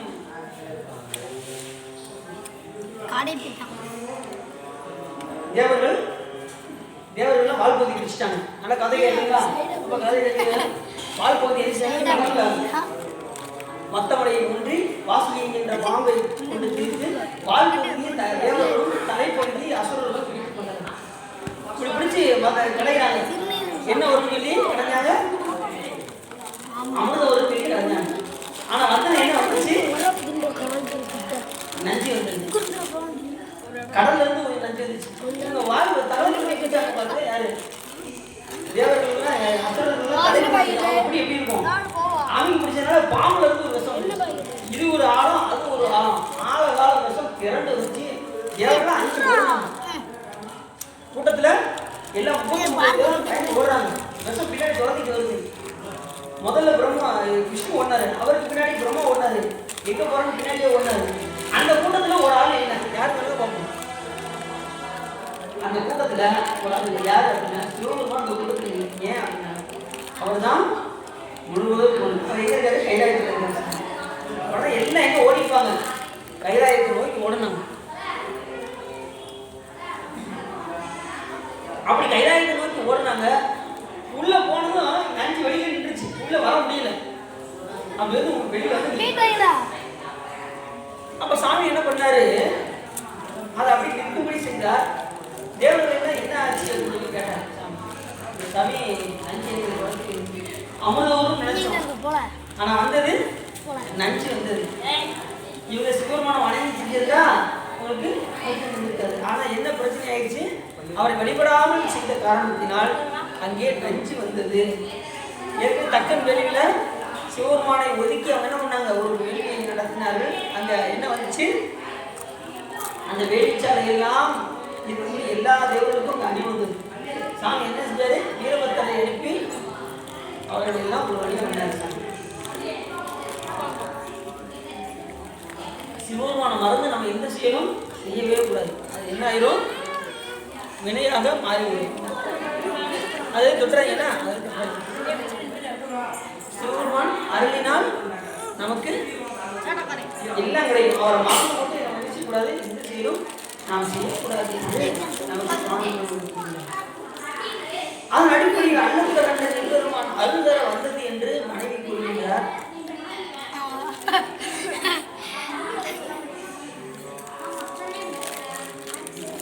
அப்படி அல்லத்து கண்டனாக பெருமான் அங்கே தேவர்களை எல்லாம் காக்கும் போது நஞ்சை விழுங்குவதற்காக அருகில் சுந்தரசாமியை அழைத்து கொண்டு வருக என்று சொன்னது. உடனே அவரை நாவல் பழம் போல திரட்டி கொண்டு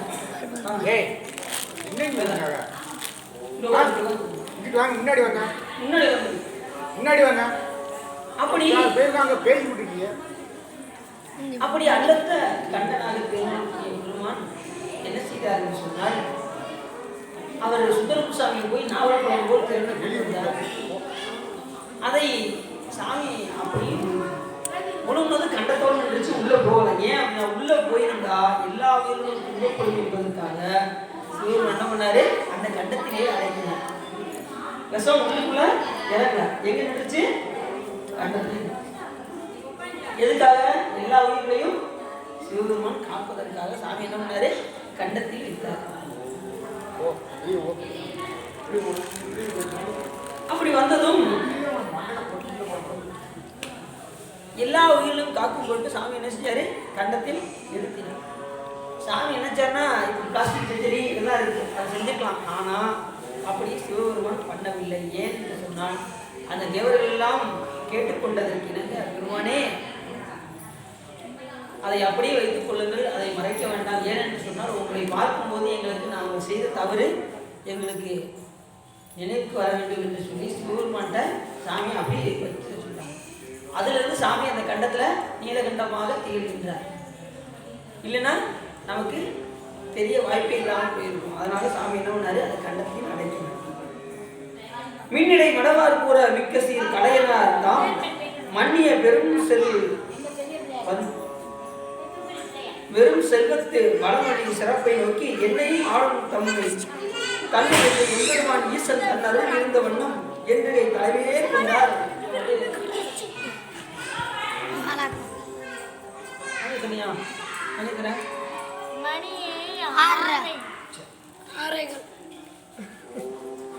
அப்படி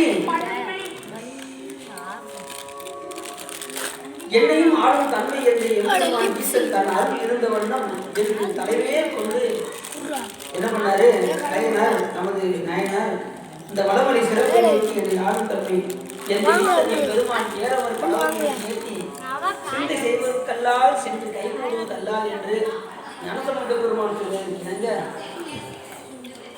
பெருமானை எண்ணி எண்ணி வியந்து என் பெருமான் ஈசன் தர வந்ததே என்று சொல்லி அவர் சாமி அவர் நினைந்து பார்த்தார்.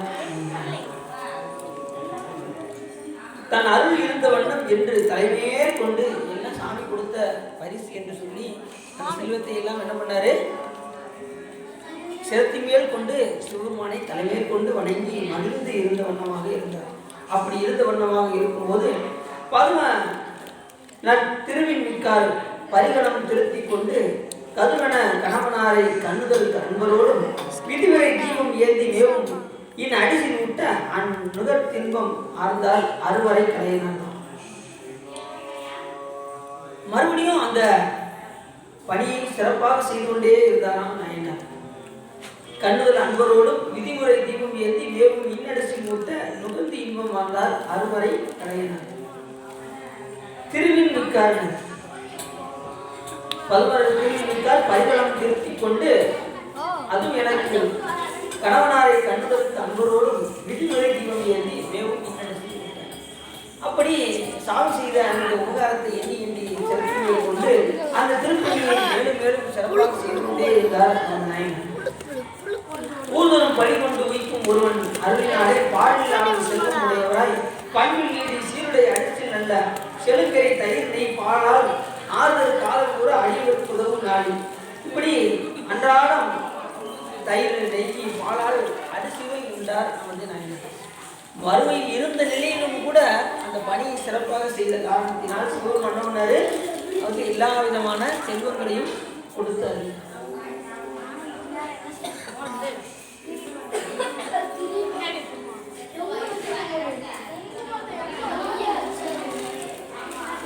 செங்கன் வெள்ளேற்றின் பாகம் திருப்பனந்தாளின் மேலும் அங்கன் செல்வை கண்டு கும்பிட அரசன் ஆர்வம் தன் வேடம் எல்லாம் கூட்டமும் நேரில்லாமே கங்கும் பகலும் தீரா கவலை உற்று அழுத்தி செல்ல. இப்படி இருக்கின்ற நாளில் பக்கத்தில் திருப்பனந்தாள் என்கின்ற ஒரு தலம் இருக்கிறது. அந்த தளத்தில் அரசன் கும்பிட வரும்போது அங்கே இருக்கின்ற சிவபெருமான் எப்படி இருக்கிறாருன்னா சிவனையும் அப்படியே சார்ந்த நிலையில் இங்க கொஞ்சம் எல்லாத்தையும் காமிக்கிறாங்க.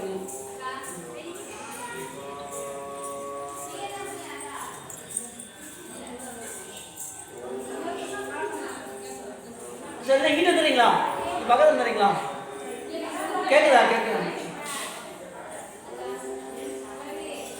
அப்படி இருக்கும்போது திருப்பனந்தாள் என்கின்ற ஒரு பக்கத்துல ஊர் இருக்கு. அந்த ஊர்ல அங்கன் செம்மை கொண்டு கும்பிட அரசன் ஆர்வம் பொங்கி தன் வேடம் எல்லாம் கூட்டவும் நேரில்லாமல் கண்குளும் பகலும் தீராமல் கவலை விட்டு அனுப்பி அங்கே ஒரு சிவலிங்க வீடு சாய்ந்த நிலையில இருக்கு. அது அரசு என்ன பண்ணா யானை எல்லாத்தையும் கொண்டு வந்து எப்படியாவது நிறுத்தியும் அப்படின்னு என்ன பண்ணிட்டா கயிறை போட்டு இழுத்து இழுத்து பார்க்கறாங்க. அங்க நேர்த்திட்டாங்க.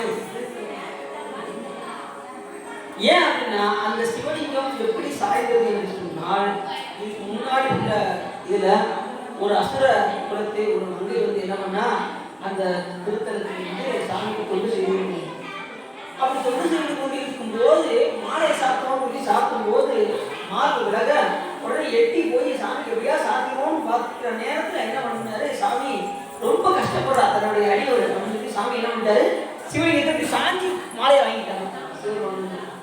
இப்போ எவ்வளோ பெரிய கருணை பாருங்க சிவலிங்கம். தன் அடியில் கஷ்டப்படக்கூடாதுன்னு உடனே சிவலிங்கமாக இருந்து அப்படி சார்ந்த நிலையில அவன் போடுகின்ற அந்த மாலையை சிவலிங்கமாக வாங்கிட்டு கொண்டார். அப்படி வாங்கினதுமே அந்த நேரத்துல இருந்து அப்ப இருந்து அந்த சிவலிங்கம் பார்த்தீங்கன்னா சாஞ்ச நிலையிலே இருக்கே ஒழிய எப்படி இருக்கு, சாய்ந்த நிலைக்கு நிபுணமே இல்லை. அப்ப இந்த அரசன் இதை கண்டு என்ன பண்றா, எப்படியாவது அதை நேர்படுத்த வேண்டும் என்று சொல்லி யானை சேனைகள் எல்லாத்தையும் கொண்டு வந்து கையெல்லாம் வச்சு இழுத்து பார்க்கலாம். அப்படி இருக்க முடியல. அப்படி இருக்கின்ற சூழ்நிலையில மன்னவன் வருத்தம் கேட்டு மாதம் புகழில் மிக்க நன்னெறி கலையினால் நாம் நாதனை நேரே காணும். அந்நெறி கலை நின்றால் என்ற அரசரை விரும்பி தாமும் மின்னெறி தனைய வேண்டி விருதனையும் வணங்கு வந்தார். அந்த நேரத்தில் கண்ணையனார் அங்கே வந்து சேர்ந்தார். வந்து பெருமானை வந்து வழிபாடு செய்ய விரும்பி தாமும் அந்நெறி தனைய வேண்டி விருதனை வணங்கு வந்தார். உடனே மன்னருக்கு வந்து போடுறாரு, என்ன காரணம் ஏழு காரணம் அப்படின்னு வந்து கேட்கிறார். மன்னுடைய செய்ய கையில் கோயில்கள் மறுத்து சென்று தொழுது போது அன்பியோடு பொறுமறை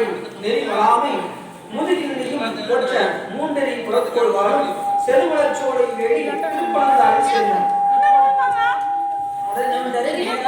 திருப்பனந்தாளுக்கு இந்த விஷயத்தை கேட்டு நேரா நாயனார் வந்தாரு. திருப்பனந்தாள் வந்தாரு. இப்ப சிவலிங்கம் எங்க சாதிச்சிருக்கு? திருப்பனந்தாள் தளத்தில் சிவலிங்கம் அப்படி சாதிக்கிறது. அதை நிறுத்துவதற்கு என்ன பண்ணாங்க?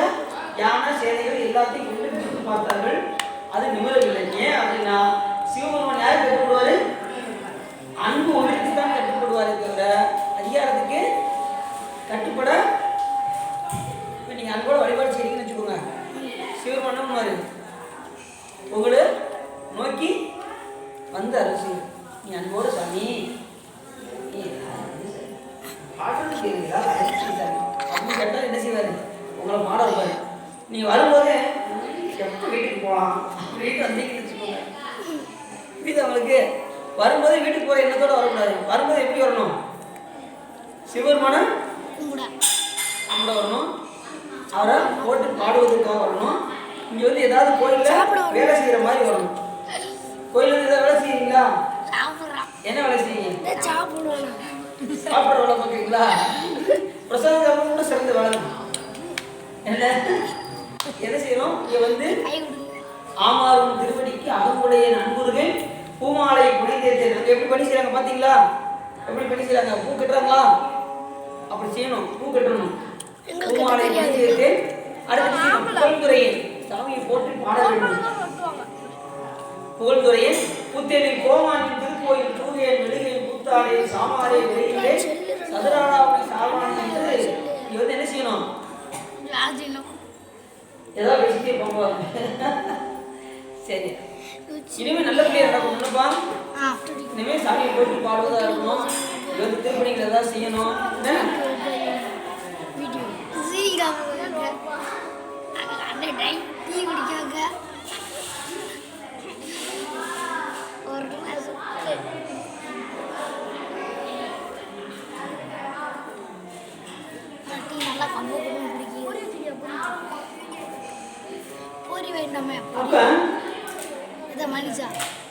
இந்த திருப்பனந்தாளை நோக்கி நாயனார் அங்கே வந்தார். அவசர இவ்வளவு கவலையோடு இருக்கிறாரு. என்ன காரணம் சொல்லி அங்க வந்தார். மறுபடி செய்ய கையில் கோயில்கள் மருந்து சென்று தொழுது போந்து அன்பினோடும் தொழுமறை நெறிவிழாவை அடையும் போற்ற மூன்றரின் உறப்போர் வாழும் செல்மலை சோலை வேண்டி திருப்பனந்தாளில் வந்து சேர்ந்தார். இந்த நிலையை கண்டு நாயனார் திருப்பனந்தாளுக்கு நேரம் வந்தார். காதலால் அரசனுற்ற வருத்தம் கணிப்பினோடும் தீதிலா சேவை செய்யும் திருப்பணி நேர்விடாமை மேலினை விசையை எடுத்து வீழ்த்தினை பகலும் நோக்கி மாதவ மனத்தின் வருத்தம் எய்தி உடனே அவருடைய வருத்தத்தை எப்படியாவது போக்க வேண்டும் நேர்விடாமல் இருப்பதற்கு காரணம் என்ன என்று கேட்டு அதை சரி செய்ய வேண்டும் என்று சொல்லினார். சேனையும் ஆணை கொண்ட திரளும் நீங்களாக நோக்கி ஜானும் விரை இது பெற வேண்டும் என்று கேமரர் பொன்றையால் நாம் திரும்பியை பூங்கச் செய்து மாணவன் கைது கொண்டு கழுத்தினால் தன் கழுத்துல கயிறு போட்டு என்ன பண்ணாரு? நயனாரு கழுத்து போட்டு போட்டார். அப்படி செஞ்சது என்ன ஆயிடுச்சு? அந்நிய ஒருமை அன்பின் திண்ணிய தொண்டர் குட்டி இழைத்தவன் திரும்பி நிற்க ஒன்றுமோ கலையனாதாம் ஒருமைப்பாடு பண்ணும்போது அண்ணா நேரே நின்றார். அமர்வுக்கு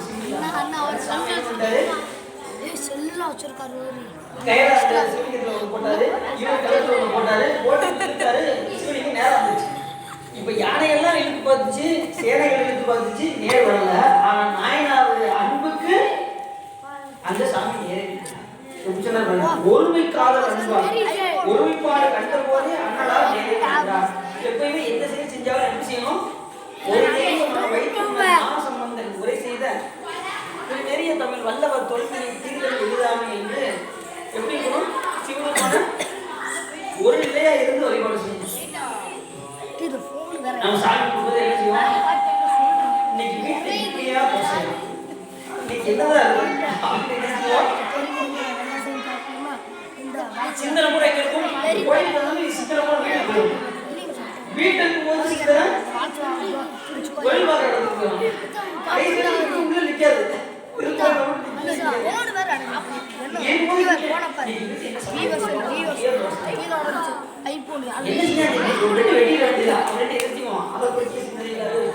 ஆனா என்ன எதுல இருக்கும் அப்படின்னா சிவபெருமானை எண்ணி எண்ணி எண்ணிக்கொண்டே சிந்தனை நிந்தனை காட்டி நாய் நீட்ட கண்ணினை விருப்பாக பொறுத்தாக்கி என்று சொல்வதற்கு அதிலே ஒன்றிலிருந்து நினைவுங்கள் ஊனமேல் ஒன்றில்லை காரனை கடித்தான் எதுக்காக தன் அடியவருக்காக சென்று தொழுவீங்கள் தில்லை சிற்றம்பலத்து நட்டம் என்றிருந்தால் எம்பெருமாண்டன் திருக்குறிப்பேன் ஒன்று இருந்து போனாரு சிதம்பரத்துக்கு சுவாமிகள் அங்க சிவன் என்ன பண்ணாரு எப்போ வந்த எங்க இருக்க எப்படி இருக்கான் அப்படின்னு கேட்டாரு அப்போ ஒன்று இருந்து சிவபெருமான வழிபாடு செய்து கொண்டிருக்கிறார் நம்மளையும் சாமி என்ன பண்ணுவாரு எப்போ வந்தாலும் கேட்பாரு நாம மனம் எப்படி இருக்கணும் அவரையே நினைத்து உயிர் இருந்தோம் என்று சொன்னால் நமக்கு அந்த அருளை நமக்கும் சிவபெருமான் செய்வார். அப்படி ஒன்று இருந்து மனத்தை முழுவதும் அவருக்கே கொடுத்து அவரையே எண்ணி எண்ணி இருந்த காரணத்தினாலே நாயனாருக்கு என்ன பண்ணாரு சிவபெருமான் சிவலிங்கத்தை போட்டி கொடுத்தவனே சிவபெருமான் நேரம். அப்ப அந்த அன்புக்கு ஏற்கனவே பார்த்தீங்கன்னா அந்த வந்திக்கேரிக்காக சிவன் என்ன பண்ணாரு மனசு வந்து யாராவது எந்த தெய்வமாக மனசு வந்துட்டா சிவபெருமான் ஒரு அடியவருக்காக கஷ்டப்படக்கூடாது மனசு உள்ள பாடல் பரிசு கிடைத்ததும் பெருமான் எப்படிப்பட்ட பெருமான் மண் சுமந்து கூலி கொண்டு அக்கோவால் கொண்டு புண்ணுண்ட பொன்மேனியனை பாடுங்கான் மண்ணு சுமந்தாரு பொண்ணு சுமந்தாரு சாமி யாருக்காக இந்த வந்திக்கையுடைய அன்புக்கு சாமி எப்பயுமே இறங்கி வருவார். நீ ஒரு துளி அனுசரித்தினாலே உங்களை சிவபெருமான் விட மாட்டேன். தத்தையும் கரையா தத்தை மேல் வைத்த தயாவை 100,000 கூறிட்டு ஒரு பெண்கள் வைக்கின்ற அன்புல 100,000 அந்த அன்பை எப்படி பிடிக்கணுமா 100,000 பிடிக்கணுமா அந்த 100,000 பிடிச்சு அதுல ஒரு கூரை எடுத்து சிவபெருமான் மேல அன்பு வச்சா சிவபெருமான் என்ன பண்ணுவாரா அவர்களுக்கு அளிக்கும் பெருமை அவர்களுக்கு சிவபெருமான் கொடுக்குறான். பித்தர் என்று உன்னை பேசுகிறேனும் பிழைத்தவை கொடுத்தல் செய்யும் கைத்தரம் செல்வி வைத்த கல்வி கொண்டு போதை சேர்த்தானே என்று இடத்தில் மிக அருமையாக கூறுகிறார். அப்படி 100,000 ஒரு ஊரை எடுத்து வச்சு சாமியோட அன்பு செலுத்தினாலே அவரு பேரொரு கூறுகிறார். நம்மளுடைய அன்பை முழுவதும் அவருக்கே அழிக்கணும்னா சிவபெருமான் என்ன செய்வார்? அப்ப நம்ம அன்பை என்ன செய்யணும்? ஒரு நெறிய மனம் வைத்து உணர் ஞான சம்பந்தர் உரை செய்த திரு நெறிய தமிழ் வல்லவர் தொல்வினை ஈதல் எழுதாமே சாமி என்ன பண்ணுவாரு? ஒரு நெறிய மனம் வைத்து வழிபாடு செய்த சாமி என்ன பண்ணுவாரு? எல்லா விதமான தொல்வினையை முதல்ல தீர்த்துவார். இது மாதிரி எவ்வளவு பாவங்களை செய்திருந்தாலும் சாமி என்ன பண்ணுவாரு? அந்த வினைகளை தமிழ் தொல்லவர் வல்லவர் தொல்வினை தீர்த்தல் எழுதாமே ஒரு நெறிய மனதை வழிபாடு செய்தால் முன் செய்த வினைகளை எல்லாம் சிவபெருமான் ஒன்று இருந்து வழிபாடு செய்தோம் என்று சொன்னால் சிவபெருமான் எப்போதும் கேட்பார். ஒன்று இருந்து வழிபாடு செய்தோம் என்று சொன்னால் நமக்கு எல்லா விதமான நன்மைகளையும் சிவபெருமான் செய்யணும். ஆனா இப்ப நம்ம என்ன செய்யணும்? அவர் ஒன்று இருந்து வழிபாடு செய்யணும். இப்ப சொற்பொழி கல்விக்கு போய் என்ன சிந்தனை வரும்? இன்னைக்கு சபையில் வச்சிருப்பாங்களா அப்படிங்கிறதுல ஓடிட்டு எப்ப இவர் சொற்பொழிவு முடிப்பாரு? பக்கத்துல தான் தெரிஞ்சு சொற்பொழிவு எப்போ முடிப்பாரு? அவர்தான் ஒரு சொற்பொழி பண்ணிட்டே இருந்தார். ஒருத்தர் மட்டும் உட்காந்து கேட்டுட்டே இருந்தார். பரவாயில்ல ஒருத்தராவது கேட்க ரொம்ப நேரமா கூட உட்காந்து பேசிட்டாரு. பேசி முடிச்சதும் முடிச்சுட்டு வந்தா வந்து நீங்க சொற்பொழிவு ஒருத்தராவது இருந்தியப்பா சந்தோஷமா நீங்க ஒண்ணு நீங்க உட்கார்ந்து இருந்த அந்த துண்டு வந்து எங்க வீட்டுக்குள்ள இருக்கு அப்படின்னு அதை எடுத்துட்டு போறதுதான் இவ்வளவு உட்காந்துருக்க. நீங்க எப்பெல்லாம் முடிப்பீங்க வந்து இவ்வளவு பேசிட்டீங்க அப்படின்னு கொண்டு எடுத்து ஓடணும். அது மாதிரி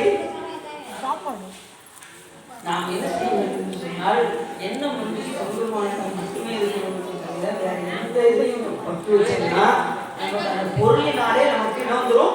துன்பம் வந்து விடும். பொருளால நமக்கு என்ன வரும்? இப்ப டீம் மேல ஆசைப்படுறீங்க, டீம் மேல ஆசைப்படுறீங்க, அதையே பார்த்துக்கிட்டே இருக்கீங்க.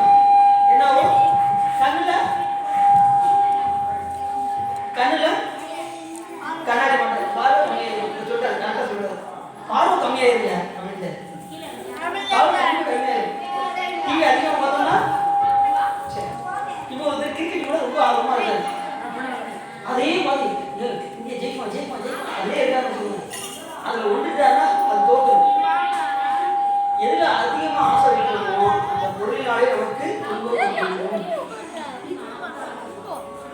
யாதையும் யாரும் நீங்கியா நோதல் அதையும் அதையும் இல்லைன்னு அப்படி எந்த ஒரு பொருளில் இருந்து நீங்க நீங்கிறீங்களோ அந்த பொருளினால் உங்களுக்கு வராது. அப்ப நீங்க உலக பொருள்கள எந்த பொருளையும் நீங்க பட்டு வச்சீங்கன்னா அந்த பொருளினாலே உங்களுக்கு சொன்னா ரொம்ப பண்றதா உங்களுக்கு எது மேல நீங்க ரொம்ப பண்றது எனக்கு இதுதான் எனக்கு உயிரில்ல அப்படின்னு எதுல இருப்பீங்க? உதாரணத்துக்கு சைக்கிள் இருக்குன்னு வச்சுக்கோங்க, எனக்கு சைக்கிள்னா உசுருங்க அப்படின்னு சொல்லுவாங்க. அந்த சைக்கிள்னாலே இல்லையா எனக்கு பைக் தாங்க, எனக்கு பல்சர் வண்டி, எனக்கு அந்த மாதிரி எனக்கு மிகுந்த விருப்பம். பார்த்துக்கணும் ஆனா உங்களுடைய அன்பு யார்கிட்ட இருக்குங்க அப்படின்னா சிவபெருமானோட மட்டும் வந்து பிரச்சனை இல்லை. புரியுது உங்களுக்கு? சிவபெருமானோட மட்டும் உங்களுக்கு பட்டு இருந்ததுன்னா உங்களுக்கு துன்பம் வராது. சரி, அப்ப நீங்க சிவபெருமானோட மட்டும் அனுபவிச்சீங்கன்னா உங்களுக்கு வேண்டியதெல்லாம் கிடைக்கும்.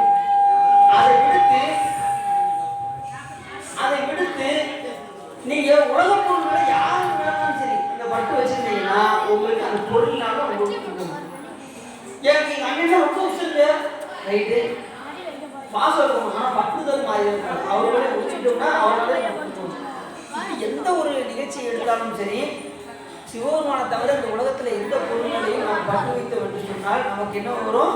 அந்த பொருளினாலே நமக்கு துன்பம் வரும். வேற எதுவும் நீங்க ரொம்ப பற்றாது இருப்பீங்க.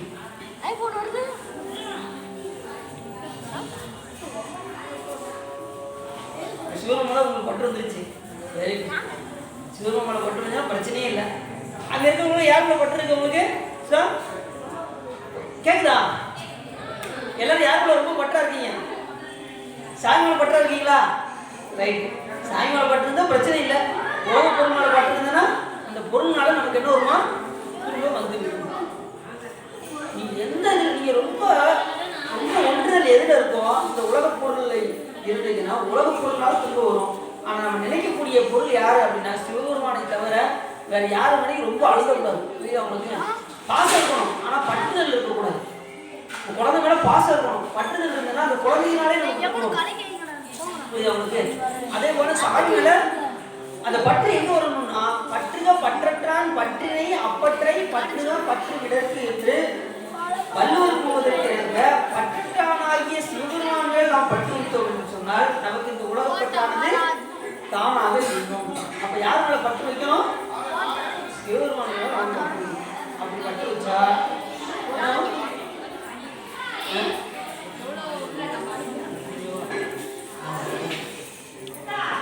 அப்ப பற்றட்டான குருமான் மேல நம்ம என்ன செய்யணும்? மிகுந்த பற்று வைக்கணும். அங்கே இல்ல ஓடித்தானே இருக்கு. அது நிஜக்கூடாது தம்பி. சரி சரி, அப்படி அந்த ஒருமைப்பாடு ஒரு மனதோடு ஒரு நெறிய மனம் வைத்து உணர் ஞான சம்பந்தன் உரை செய்த திரு நெறிய தமிழ் வல்லவர் தொல்வினை புரிதல் எளிதான சிவருமான மனம் ஒன்றி வழிபாடு செய்ய நமக்கு துன்பம் வராது.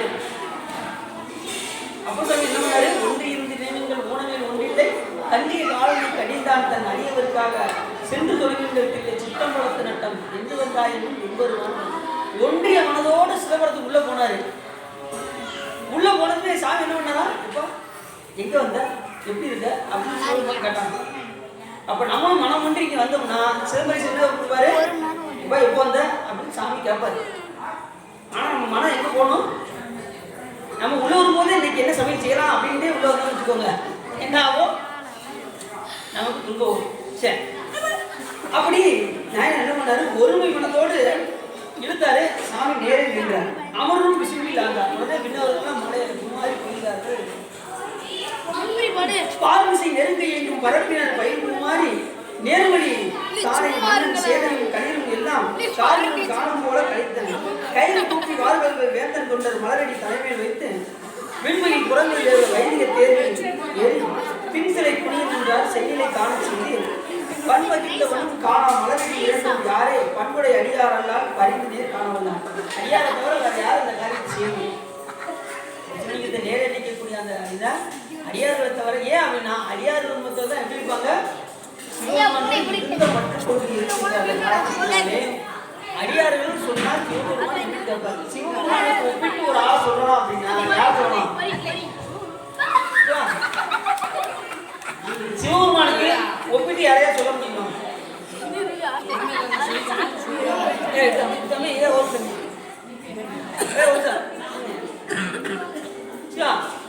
எல்லாம் கேக்குறாங்களா?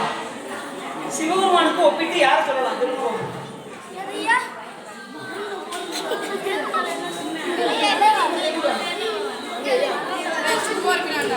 சிவபெருமானை ஒப்பிட்டு எந்த தெய்வத்தையும் சொல்ல முடியாது. ஆனால் அடியார்கள் சொல்லலாம். சிவனோட கேள்வியும் இல்லை, அவனோட ஒப்பாரியும் யாவரும் இல்லை, கடந்த பொன்னொழி சடைமுடி தாமரையான அவர் எந்த தெய்வத்தையும் அவரோட ஒப்பிட முடியாது. ஆனா அவருடைய அடியார்களை அவர் சொல்லலாம். பெருமையால் தம்மை ஒப்பார். சிவபெருமானே சொல்றாரு, பெருமையால் தம்மை ஒப்பார் அப்படின்னாரு. சிவபெருமான எந்த பெருமை இருக்கிறதோ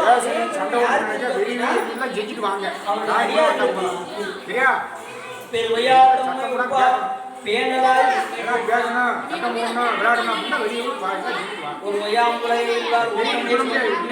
அருமையாம் நிலை அன்பில் இன்பம் வாழ்வார். இருமையும் கடந்து நின்றால் இவரை நீ அடைவாய் என்று சுந்தரமுசாமியரை பார்த்து சிவபெருமான் அப்படிப்பட்ட இந்த அடியாரை போய் என்ன செய்ய சார்ந்தது அப்படின்னாரு. டயர்ல எத்தனை மணிக்கு சார் அடியார் எத்தனை மணிக்கு?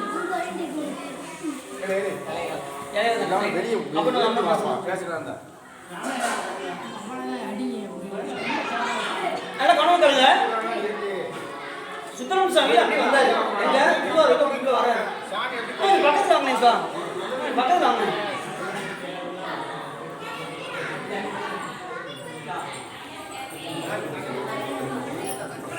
எல்லாம் வாங்கிட்டாங்க.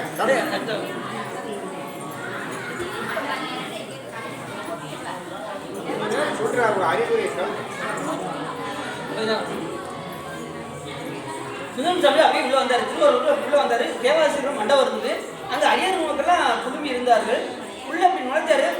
இப்படிப்பட்ட அடியார்கள் நம்மள சாதாரண ஆளு அப்படின்னு நினைச்சாரு. நினைச்சது என்ன பண்ணாரு, நேரா தியாகராஜர் போனா அப்படி உள்ள போய் தரிசனம் பண்ண போனார். உடனே இங்க இருக்கக்கூடிய ஒரு தலைமையடியார் பிரமண்டன என்ன நினைச்சாரு, யாரு அப்படின்னாரு. என்ன சொன்னாரு, போறது யாரு? சாமி சாமி அப்படின்னா அடியார்களை மதிக்காம அவரோட போய்கிட்டே இருக்காரு. அப்படி என்ன பண்ணிட்டாங்க, அவரை புறமும் ஒதுக்கி வச்சுக்க அப்படின்ட்டாங்க. சுந்தரமுசாமி என்ன பண்ணிட்டாங்க, கூட்டத்துல இருந்து திருக்கூட்டத்துல இருந்து ஒதுக்கி வைப்பா அப்படின்ட்டாங்க. யார் சொன்னா, பிரமண்டன என்ன சொன்னாரு, அவரை ஒதுக்கிய புறம்பு அப்படின்னு ஒதுக்கினாங்க. அந்த கூட்டத்துல இன்னொரு அடியார் வேகம் வந்துச்சாரு. சாமி சுந்தரமுசாமிக்கு அருள் கொடுத்தது யார் தெரியுமா, நமக்கு சிவபெருமான் சாமி, அவர் வேறொரு பெற்றவர் அவர் அப்படின்னாரு. அப்படியா, இப்படி அடியாரை மதிக்காம போனதுக்கு அவர் அருள் கொடுத்தாரா, அப்ப சிவபெருமானை ஒதுக்கியா அப்படின்ட்டாங்க. சிவபெருமானும் புறம்பு அப்படின்ட்டாரு. யாரு, யாராவது எந்த சமயத்திலையுமே கடவுள் ஒதுக்கின ஒரு சமயம் நம்ம சமயத்துல தான் சிவபெருமானை என்ன பண்ணிட்டாங்க, புறம்பு சொல்லி ஒதுக்கி வச்சாங்க. சுந்தரமுசாமியையும் நம்ம சாமி ஒதுக்கி வச்சதும் உடனே நேரா போனாரு. சுந்தரமுசாமி சாமி அழுதாரு. என்ன சாமி இது, என்ன ஒதுக்கி வச்சா பரவாயில்ல, ஒன்னையும் சேத்துல சாமி ஒதுக்கிட்டாங்க அப்படின்னாரு. உடனே கவலைப்படாத சுந்தரா அப்படின்னாரு. சாமி கவலைப்படாத, நீ அடியாரெல்லாம் போட்டு பாடு அப்படி சொல்லும்போது என்ன சொன்னாராம், இந்த அடியார் ஒரு மட்டும் யாரு தெரியுமா, பெருமையால் தம்மை ஒப்பார், பேணலால் எம்மை பெற்றார். பெருமையால எனக்கு ஒப்பிட்டு சொல்லக்கூடியவர்னா அடியார் ஒரு மட்டும் தான் அப்படின்னு சொன்னார்.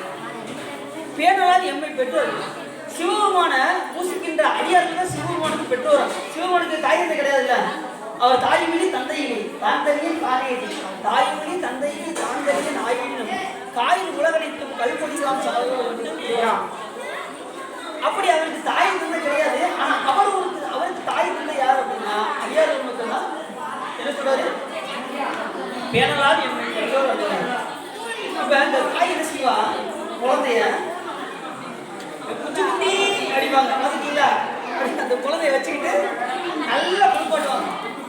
குழந்தைய குளிப்பாட்டி நல்ல பவுடர் என்ன செய்வாங்க, நல்லா அப்பி அதுக்கப்புறம் என்ன செய்வாங்க, டிஸ்ட் போட்டு வைப்பாங்க பார்த்தீங்களா. நெத்தில ஒரு பொட்டு, இங்கே கண்ணத்தில் ஒரு பொட்டு,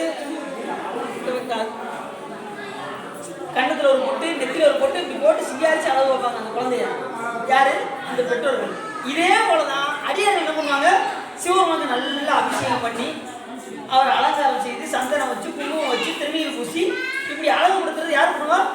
அவருடைய அடியார்கள். அப்ப எப்படி இந்த தாய் தன்னுடைய பிள்ளைக்கு சீவி சிங்காரிச்சு அழகு பார்க்கின்றார்களோ, அப்படி அந்த குழந்தைக்கு பெற்றோர்களாக இருக்கின்றார்களோ, அதே போல சிவபெருமானை அபிஷேகம் செய்து அலங்காரம் செய்து சிவபெருமானுக்கே பெற்றோராக திகழ்ந்தவர் யார் அப்படின்னா அதாவது. அதனால்தான் பேரனால் எங்கள் பெற்றோர் அப்படின்னு சுந்தரம் சாமியை பார்த்து சிவபெருமானே சொல்றாரு, பேரால் எம்மை பெற்றார் ஒருமையால் உலகை வெல்வார் ஊனமேல் ஒன்றும் இல்லார் அருமையால் நிலையில் நின்றால் அன்பினில் இன்பம் மாறுவார் அப்படின்னு. அன்பில்தான் இன்பம் மாற முடியுமே தவிர ஆசையால் இன்பம் மாற முடியாது. என்ன சொன்னாரு? அன்பினில் ஆசை வேற அன்பு வேற. உங்களுக்கு ஆசை என்ன ஆகும்? ஆசை வந்து பிரதிபலனை எதிர்பார்க்கும், அன்பு என்பது பிரதிபலனை எதிர்பார்க்கும். அதனாலதான் சிவபெருமான்ட்ட போய் நீங்க ஆசை வைக்காதீங்க. ஆசை அறிவிங்கள் ஆசை அறிவிங்கள் ஈஸ்வரோடாயும் ஆசை அறிவிங்கள். அப்ப சிவபெருமானை என்ன செய்யணும் அப்படின்னா அன்பு வைக்கணும். ஆசை என்பது என்ன அப்படின்னா, இப்ப நீங்க ஒரு பொருளை ஒருத்தர் கொடுத்தே வச்சுங்க, நாளைக்கு ஏதாவது நமக்கு கொடுப்பான்னு எதிர்பார்த்து என்ன செய்வீங்க, அதை கொடுப்பீங்க. அது பேர் ஆசை. நீங்க சிவபெருமான்ட்ட வரும்போது நீங்க எந்த இது இல்லாம சாமி நீங்க உங்களுடைய அன்பை தவிர உலகத்துல வேற எதுவும் வேண்டாம் வழிபாடு செய்யறீங்களா, அந்த அன்பில் தான் நம்ம இன்பம் மாற முடியும். ஆசையினால் இன்பம் மாற முடியாது. ஆசை என்பது என்ன தெரியுமா? அப்படி நடந்து போயிட்டே இருப்போம், சுட சுட அல்வா போட்டுருப்பாங்க, சுட சுட அல்வா இல்லை ஒரு உளுந்த வடையை வச்சுருவோமே, அது உளுந்த வடை சுட சுட போட்டுருக்காங்க. உடனே என்ன செய்வோம், உடனே அது ஒரு 10 வடையை வாங்கி இன்னைக்கு மதிய சாப்பாட்டுக்கு அதை எடுத்து சாப்பிட்டா தான் நமக்கு என்ன ஆகும், இன்பம். நமக்கு அந்த இன்பம் கிடைக்கும். நம்ம நினைப்போம் அங்கே என்ன போதான உள்ள போனது அது வேற வேலை செய்ய ஆரம்பிச்சிடும். அது வேற விஷயம். என்ன அந்த பொருள்னாலே நமக்கு என்ன வந்துடும், ஆசையினால என்ன வந்து நமக்கு துன்பம் வந்துடும். ஆனால் அன்பில் வந்து துன்பம் கடலையே. அதனால தான் என்ன செய்யணும், சிவபெருமான்ட்ட நம்ம அன்பு வைக்க வேண்டியது. அன்பினில் இன்பம் மாறுவார் இருமையும் கடந்து நின்றார். இந்த அடியார் பெருமக்கள் எப்படி அப்படின்னா, அவங்களுக்கு இரவு கிடையாது, பகல் கிடையாது, இன்பம் கிடையாது, துன்பம் கிடையாது. ஓங்கி ஒடுங்கி நிலை கட்ட உத்தமர் உள்ளம் அங்கு நமனம் அங்கில்லை இராப்பகல் இல்லை அப்படின்னு கூட திருமணதேவன் அப்படி அவர்களுக்கு எதுவுமே இல்லாத ஒரு இருமையும் கடந்து நிற்கின்ற யார் என்று சொன்னால் அடியார்கள் சொல்றதுதான். சுந்தரசாமி பார்த்து யார் சொல்றா? அப்படி இப்படிப்பட்ட அடியார்களை நீ என்ன செய்யும், போய் அடைவாயாக, இவரை நீ அடைவாய் என்று அப்படின்னு சுந்தரசாமி பார்த்து சொன்னார். உடனே நம்மள சாமி அதை பற்றி ஒரு பிரச்சனை இல்லை, நீ ஓட்டு பாடம் சொல்லிட்டீங்க, எனக்கு எப்படி பாடம் எனக்கு தெரியாது அப்படின்னா. என்னைக்கு நமக்கு ஒரு பொருள் எனக்கு எதுவும் தெரியாது நம்ம நினைக்கிறோமோ நமக்கு வந்து அரசியல் எனக்கு எல்லாம் தெரியும். என்ன எப்படி சொல்லிட்டீங்க, சொட்டு வரையும் 3 பாட்டு படிப்பேன், உங்களுக்கு முழு பதிவு படிப்பீங்க, திரும்பவே 20 பாட்டு மனப்பாடம். எனக்கு தெரியாத பாடலே கிடையாது அப்படின்னு என்னைக்கு நம்ம நினைக்கிறோமோ நமக்கு மறந்துடும். அவ்வளோதான். அதனால எதுவும் தெரியுது, நமக்கு எத்தனையோ பாடல் எல்லாம் தெரியும் நினைக்கூடாது. எல்லாம் சாமி திருவிழால ஏதோ பாடுறேன், தெரிஞ்ச வரைக்கும் பாடுறேன், என் கையில் எதுவுமே கிடையாது, எல்லாம் சிவபெருமான் உள்ள இருந்து பாட வச்சா பாட போகிறேன். இவெல்லாம் எனக்கு ஒரு அறிவும் கிடையாது, எனக்கு ஒரு செயல் கிடையாது, யார் ஒருத்தர் அப்படி சொல்கிறாங்களோ அந்த உணர்வு யாருக்கு இருக்கோ அவங்க சிவபெருமான் மாதிரி நிறைய பாடல் பாட முடியும். எனக்கு எல்லா மாதிரியும் தெரியுங்க அப்படின்னு சொல்ல வச்சுக்கோங்க, மறக்க வச்சுருவாரு. எவ்வளவு பாடல் பண்ண முடியும் மனசுல வச்சுக்கணும். தக்க நேரத்தில் அதை எடுத்து இப்போ அன்றைக்கி சொற்பொழிவு பேசணும் உங்களுக்கு எப்போ தெரியும், இங்கே வந்து பேசணும் தான் தெரியும், இல்லைன்னா உங்களுக்கு தெரியுமா, தெரியாது. அப்போ சிவன் எந்த நேரத்தில் இடம் கொடுத்து அறிந்து நம்ம என்ன செய்யணும், அந்த இடத்துல நம்மளுடைய இதை வெளிக்கொண்டு வந்து மக்களிடம் சேர்க்கணும். பாடல் பாடுறது எப்படி எனக்கு எல்லாம் தெரியும், என்னைக்குமே நினைச்சதாங்க எல்லாம் சிவன் திருவிழாவில் நம்ம பாட போகிறோம் அப்படிங்கிற உணர்வோடு இத்தனை பாட்டு பாடுறாளே அப்படின்னு சொல்லக்கூடாது. அப்படி யாரும் பார்த்து கூட்டிடக்கூடாது. எனக்கு கூட ஒரு பாட்டு தான் இத்தனை பாட்டு பாடுறாளே அப்படின்னு என்ன செய்யக்கூடாது, கருவி கொட்டிடக்கூடாது. உங்களையும் சொல்லணும் பாட வைப்பார். அவர் 10 பாட்டு பாடுறாங்க, ஒரு பாட்டு பாடுறீங்களா, அது உங்களை என்ன செய்வாரு, நீங்கள் அப்படி அவங்க பாடும்போது நீங்கள் என்ன நினைக்கணும், நல்ல பாட்டு பாடணும் வரலையா, இன்னும் நிறைய பாட்டு பாடணும் அப்படின்னு நினைக்கணும். நமக்கு தெரிஞ்ச வரைக்கும் நம்ம தெரிஞ்சதை பாடினா சிவன் நம்பிக்கை எடுத்துவாங்க. நீங்கள் ஒரு பாட்டு பாடினா கூட சிவன் நினைத்துக்காரு. உங்களுக்கு அந்த ஒரு பாட்டையும் நீங்கள் அன்போடு பாடணும், அதுதான் ரொம்ப முக்கியம். நீங்கள் நான் 3 மணி நேரம் படிச்சீங்க அவர் சாமி பார்க்கவே மாட்டாரு, நீங்கள் எந்த நோக்கத்தோடு பாடுறீங்கன்னா பார்ப்பாரு. புரியுது உங்களுக்கு? நல்ல கவனம் கட்டுங்க. வாயானை மனத்தானை மனத்தில் நின்ற கருத்தானை கருத்து அறிந்து முடிப்பான். நீ செய்யறத சிவபெருமான் முதல்ல பார்க்க மாட்டாரு. நீ எந்த மனத்தோடு நீ ஏன் வழிபாடு செய்ய சாமி? எல்லாரும் பதினோ பாடுறாங்க சாமி. ஒன்றும் தெரியாது சாமி. தெரிஞ்சதெல்லாம் ஒரே ஒரு பாட்டு. நமச்சிவாயவே ஞானமும் கல்வியும், நமச்சிவாயவே நான் அறிவிச்சேன், நமச்சிவாயவே நான் நம்பிக்கை ஏற்கிறேன், நமச்சிவாயவே நல்லது காட்டுறேன். இந்த 4 வரியை தவிர எனக்கு எதுவும் தெரியாது. இந்த பாடலை ஏற்றுக்கொண்டு நீ அழியதுக்கு அருள் செய்ய வேண்டும் சொன்னாலே உடனே சிவரும் பண்ண சாமி என்ன பண்ணுவாரு? கட்டி அடிப்பாரு. சாமி எனக்கு 3 மணி நேரம் நான் படிப்பேன், நீ பொறுமையை உட்காந்து கேட்கணும் அப்படின்னு சாப்பிட்டாலும் சாமி பொறுமையை கேட்பாரு, முறை படிச்சா கேட்பாரு. ஆனா என்ன வந்து எப்படி இருக்கு, நான் நிறைய பாடுவேன் அப்படிங்கிற எண்ணத்தோடு பாடணும்னா சிவபெருமானுடைய அருளை ஒரு பாடல் பாடணும். சிவபெருமானுக்கு அன்போடு பாடணும். அதே அந்த அன்போடு நிறைய பாடல் பாடணும். வேறு என்ன சொல்றாரு? பாடல் பாடலுக்கு சிவபெருமான் எல்லைக்காக அன்பு. அழைப்பின் கீதம் சொன்னாருக்கு அடிதான் அருள்மாறே என்பது சாமியுடைய பாடல். அப்படி விளக்கு சாமி விளக்கு போட்டே என்ன கிடைக்கும்? சிவபெருமான் விளக்கு போட்ட என்ன கிடைக்கும்?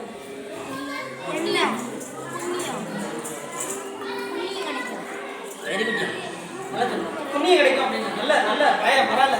இவ்வளவு நேரம் கேட்டது நீ நல்லா நீ வந்துவையா, நீ நல்லா வந்துவையா.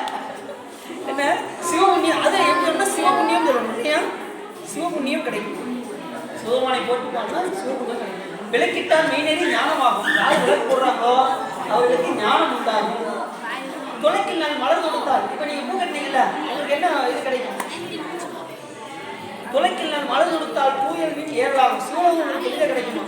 யார் பூ கட்டி கொடுக்குறாங்களோ அவருக்கு என்ன கிடைக்கும்? சிவலோகம். அழப்பில் கீதம் சொன்னாருக்கு அடிக்கலாம் அதுமாதிரி திருமுறை பாடவனுக்கு எப்படி அருள் செய்வாருன்னு அவருக்கே தெரியாமல் அந்த அளவுக்கு அருள் செய்வாங்க. அதனால எது செய்தாலும் அன்போடு செய்ய வேண்டும், மனமே செய்ய வேண்டும், உள்ளன்போடு செய்ய வேண்டும். அப்படி இந்த ஐயாயிரம் உடனே சாமி என்ன பண்ணாரு? நீ பாடியா அப்படின்ட்டாரு. யார? சாமி எனக்கு ஒன்றும் தெரியாது சாமி அப்படின்னாரு. உடனே இருப்பா இருக்கு அப்படின்னு சாமி என்ன பண்ணாரு? தில்லைவாள் அந்த நேரம் அடியார். அப்பதான் பாட்டை பாடுறது இந்த பாட்டு. இந்த பாட்டை மட்டும் பாடாம வெளியில போயிடாது.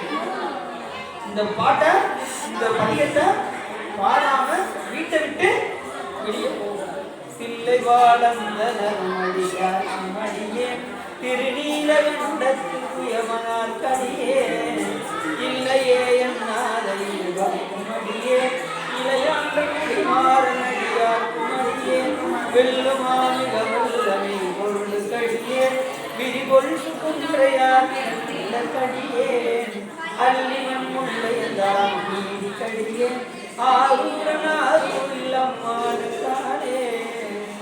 இந்த மாதிரி பாடு நிறைய வச்சுட்டு அத்தனை பாடலையும் பாடுங்க. பாடிட்டு தான் என்ன சொல்லணுமே வீட்டை விட்டு. ஏன் அப்படின்னா இந்த பாடலை பாடிட்டு யார் வீட்டை விட்டு கிளம்புறாங்களோ அன்னைக்கு நடக்கக்கூடிய எல்லா காரியம் எப்படி இருக்கும்? சிறப்பாக இருக்கும். ஏன்னா பாடின பாட்டு யாருடைய பாட்டு? அடியார் ஒருவனுடைய பாட்டு. அடியார் ஒருவனுடைய பாட்டை பாடினா சிவபெருமானை பிடிக்கும், ரொம்ப பிடிக்கும். அப்போ சிவபெருமானை போட்டு பாடணும் கிடையாது. அந்த பாட்டில் சிவபெருமானையும் போட்டு தான் பாடிட்டு ஆரூரன் ஆரூரில். அப்போ சிவபெருமானையும் போட்டிருக்காது, அடியார் ஒருவனையும் போட்டிய காரணத்தினாலே இந்த பதிகம் மிகச் சிறப்புடையது. இந்த பாடலை பாடினால் என்ன கிடைக்குங்கிறது கிடை சொல்றாரு. ஆரூரில் அம்மானுக்கு அன்பரா வாரே. சிவபெருமான் நமக்கு எதுக்கு நம்ம வழிபாடு பண்றோம்? நம்ம எதுக்கு வழிபாடு பண்றோம்? சிவபெருமான் மேல அன்பு வருவதற்காக நம்ம வழிபாடு செய்யணும். யாராவது பங்களா வீடு தோட்டம் தரவு ஏதாவது இருக்கீங்களா? சாமிகிட்ட அப்படி எதுவும் கேட்க போறீங்களா? தயவுசெய்து அப்படி கேட்டேன். சாமிகிட்ட போய் என்ன கேட்கணும்னே தெரியாம எல்லாம் என்ன பண்றாங்க? எனக்கு மருந்து வச்சுலாம் வரக்கூடாது, எனக்கு பங்களா வேணும், எனக்கு கார் வேணும். நமக்கு வரக்கூடிய இன்ப துன்பம் எல்லாம் யார் ஏற்படுத்திக்கிறது? நாம ஏற்படுத்தி கொள்வது. நன்றும் தீதும் பிறந்தர வரும். யாருமே கொடுத்து வந்தது நாமளே எடுத்துக்கொண்டது. செவத்துல அடிக்கிற பந்து எங்க வரும்? செவத்துல ஒரு பந்து அடிக்கணும், அது நமக்கு தெரியும். அப்ப நாம இப்ப சந்தோஷமா தான் என்ன செய்வோம்? நான் செஞ்ச புண்ணியம் இன்னைக்கு நான் நல்லா இருக்கேன் சொல்லணும் சொல்ல மாட்டோம். சரி, அதே துன்பப்படும் போது மட்டும் நம்ம என்ன சொல்லுவோம்? சிவபெருமான் வந்து திட்டுறது. சாமி எனக்கு இப்படி வருத்தத்தை கொடுத்துருக்கீங்க அப்படின்னு சாமி வந்து திட்டுறது. நல்லா இருக்கேன்னு என்ன செய்வாங்க? நான் செஞ்ச புண்ணியங்க நல்லா இருக்கேன் அப்படின்னா. ஆனா துன்பப்படும் போது சிவபெருமான திட்டக்கூடாது. துன்பப்படும் துன்பப்படும் போது என்ன செய்யணும் அப்படின்னா நாம் செய்கின்ற தீவினையினால துன்பப்படுறோம்னு நினைக்கணும். இது அவங்களுக்கு இன்பம் வரும்போது எப்படி நினைத்தாலும் இன்பம் அனுபவிக்கணும்னு நினைக்கிறோமோ, துன்பம் வரும்போது நாம் செய்த தீவினை எத்தனை உயிருக்கு என்னென்ன பாவம் செஞ்சோமோ, எத்தனை பிறவியில செஞ்சோமோ நமக்கு தெரியாது. அது சுதாமி என்ன பண்றாரு, நமக்கு அதை எடுத்து வினையை ஊட்டுகின்றார். அப்படி ஊட்டுகின்ற பெருமையாக வினை ஊட்டுவிப்பவன். இப்ப நீங்க ஒரு தர்மம் செய்றீங்கன்னு வச்சுக்கோங்க, அந்த தர்மம் செஞ்சதை யாரும் உங்களுக்கு வாங்கி கொடுப்பாங்க? சிவபெருமான் தான் வாங்கி கொடுப்பாரு, வேற யாராலையும் வாங்கி கொடுப்பாங்க. அப்படி இந்த அடியார் மக்கள் சிவபெருமானுக்கு பெற்றோராக வருது. அப்படிப்பட்ட பெருமானை சாமி என்ன பண்றாரு, வழிபாடு செய்ய வைக்கின்றார். அப்படி அடியார் மக்கள் தான் இந்த சிவபெருமானுக்கு என்ன பண்ணாங்க, பெற்றோராக திகழ்கின்றார்கள் என்று சொல்லி சொல்றாரு. அப்படி சொல்லி அன்பிலில் 4 பாசத்தாலே திரும்பிய தொண்டர்களுக்கு இழைத்தவின் திரும்பி ஒருமைப்பாடு கண்ட போதே அண்ணலா நேரிட்டார். உடனே அந்த ஒருமைப்பாட்டுக்கு சிவபெருமான் அந்த சிவனுக்கு நேராக நின்றது. உடனே எல்லாம் அதை பார்த்து ரொம்ப கண்டு கழித்தார். கண்டு கழித்ததும் உடனே சாமி என்ன பண்ணாரு, இந்த இரண்டும் யாரை பண்புடைய அடியார் எல்லாம் பழித்து நேர் காணவில்லை. அடியார் குடும்பத்தை தவிர வேற யாரும் இந்த காரியத்தை செய்ய முடியாது. ஏன் அப்படின்னா அடியார் குடும்பத்தை தான் சிவனுமே அன்பு இருந்த காரணத்தினாலே அந்த சிவலிங்கத்தை நேரே நிறுத்த முடிந்தது. எதனால சிவலிங்க சாத்தியம் அவங்ககிட்ட அந்த தாடகை பெண்ணு அப்படி மாலை போடும்போது அப்படி கொஞ்சம் மாறு விளையாது. உடனே எப்படி போகலாம் நினைக்கும் போது சிவன் பண்ண பண்ணாரு, சிவன் இப்படி இருந்த சாமி அப்படி நேரம் கொடுத்து வாங்கிட்டாங்க. சிவலிங்கம் சாஞ்சி சாமி மாலையை வாங்கிட்டாங்க. அப்ப இருந்து இந்த சாமி அப்படி சாஞ்சியே தான் இருந்தாரு. இப்ப நம்ம நாயனார் வந்ததும் உண்மை கலைஞர் வந்து என்ன பண்ணாரு, கையில மாட்டி இருந்தாரு. ஏன் அப்படின்னா அவருடைய அன்புக்காக யார் அன்பு செலுத்தினாலும் சிவபெருமான் வந்துடுவாரு. நீங்க அன்பு செலுத்தினாலும் யார் அன்பு செலுத்தினாலும் சிவபெருமான் அன்புக்கு பக்தியின் வலையில் படுவாங்க, அன்பனும் பிடியில் அகப்படும் அன்புக்கு சிவபெருமான். சரி, அப்படி என்றும் தொண்டகம் எய்திய எம்பிரானுக்கு ஒன்றிய பணிகள் மற்றும் உள்ளன பலரும் செய்து நின்றவன் கவிதை மன்னன் நீக்கவும் நிகழ்ந்த நண்பர் மண்ணினை ஆடல் செய்யும் மலர்கலர் வாழ்த்தி வைத்து உடனே சாமியை போட்டு வழிபாடு செய்கின்றார்கள். சில நாள் கழித்த பின்பு திரு கடவுளில் நன்னி நிலவுடன் பணியில் தங்கி நிகழும் நிகரில் காலி தலைவராம் பிள்ளையாரும் தாண்டக சதவராகும் அலுவலர் அரசும் கூட அங்கு எழுந்தருள கண்டு உடனே அந்த ஊருக்கு யார் வராங்க, ஞானசம்பந்த பெருமானும் திரு நாவுக்கரசர் பெருமானும் அந்த ஊருக்கு வராங்க. யாரும் ஊருக்கு திருக்கடவுருக்கு வராங்க. அதை பார்த்து நாயனார் ரொம்ப மிகுந்த மகிழ்ச்சி அடைந்து மாறிலா மகிழ்ச்சி பொங்க எதிர்கொண்டு மலையில் எய்து ஈரில்லா அன்பின் மிக்கார் இன்னமுது ஏற்கும் ஆற்றலாம் அந்த அடியார்களுக்கு என்ன பண்றாரு, சாமிக்கு மாகேஸ்வரம் பூஜை செய்கின்றார். நல்ல கவனமா கேளுங்க. போய் அவன் சத்தம் கொடுக்கலாங்க. நல்ல கவனமா கேளுங்க. மகேஸ்வர பூஜை வேற, மாகேஸ்வர பூஜை வேற. 5 நிமிஷம் அடியார்களுக்கு செய்வது சிவபெருமானுக்கு செய்கின்ற பூஜை மகேஸ்வர பூஜை. அதே அடியார்களுக்கு செய்கின்ற பூஜை மாகேஸ்வர பூஜை. அந்த மாகேஸ்வர பூஜை எப்படி செய்யணும் அப்படின்னா தீட்சை பெற்ற அடியார்களுக்கு செய்வது தான் மாகேஸ்வர பூஜை. சமய தீட்சை, விசேட தீட்சை, நிர்வாண தீட்சை, ஆச்சாரிய தீட்சை, அந்த அடியார்களுக்கு அம்மன் வாழ்கிறது அதுதான் மாகேஸ்வர பூஜை என்று பெயர். மற்றவர்களுக்கு இது அன்னம் கொடுக்கறதெல்லாம் அன்னதானம் தான் பேரு. ஆனா தீட்சை பெற்ற அடியார்களுக்கு கொடுக்கிறது தான் என்ன பேரு, மாகேஸ்வர பூஜை என்று பெயர். அந்த கூட்டத்தில் எப்படியாவது ஒரு அடியாரு தீட்சை பெற்ற அடியாவது இருந்தால் ரொம்ப சிறப்பு. புரியுது அவங்களுக்கு? அதனால மாகேஸ்வரன் சிவபெருமான் கூட மகேஸ்வரன் தான் பேரு. ஆனா அவருடைய அடியாருக்கு எப்படி பேரு, மாகேஸ்வரன். அப்படி இந்த தொண்டர்களுடைய வரலாறு கொஞ்சம் இல்லை. அவ்வளவு உயர் அடியார் இருக்காங்க. கொஞ்சம் சத்தப்படாம இருக்கு. அப்படி அந்த ஒரு ரெண்டு நாயனார் கிடைச்சிருக்காங்க. அவருக்கு யாரு, ஞானசம்பந்த பெருமானும் திருநாவுக்கரசர் கூட அவர் இல்லத்துக்கு வந்து அவருக்கு மாகேஸ்வர பூஜை செய்தாரா வந்து உண்மை கிடையாது. அவர் காலத்தில் வாழ்ந்தவர் உண்மை கிடையாது. ஞானசம்பந்த பெருமானும் கிட்டத்தட்ட 538 மேல 625 உள்ள இடத்துல இந்த நாயனார் வந்து அப்படி வாழ்ந்த நாயனார் மாறில்லா மகிழ்ச்சி கொண்டு எதிர்கண்டு மலையில் அவர்கள் எழுப்பி அன்பின் அவங்க மேல மிகுந்த அன்பு கொண்டு அவருக்கு என்ன பண்ணா இன்னும் வந்து ஏற்கும் அவர்களுக்கு அன்னம்பாளிப்பு செய்தார். அன்னம்பாளிப்பு கிடையாது, மாகேஸ்வர பூஜை செய்தார். 6 நற்சுவைகள் சுவைகள் அடியார்கள் செய்யும்போது எப்படி செய்யணும், அறுசுவை உணவு அங்கே இருக்கணும். இனிப்பு இருக்கணும், இனிப்பு, புளிப்பு, தோப்பு, காப்பு, உரப்பு, உப்பு, இந்த 6 வந்து இருக்கணும்.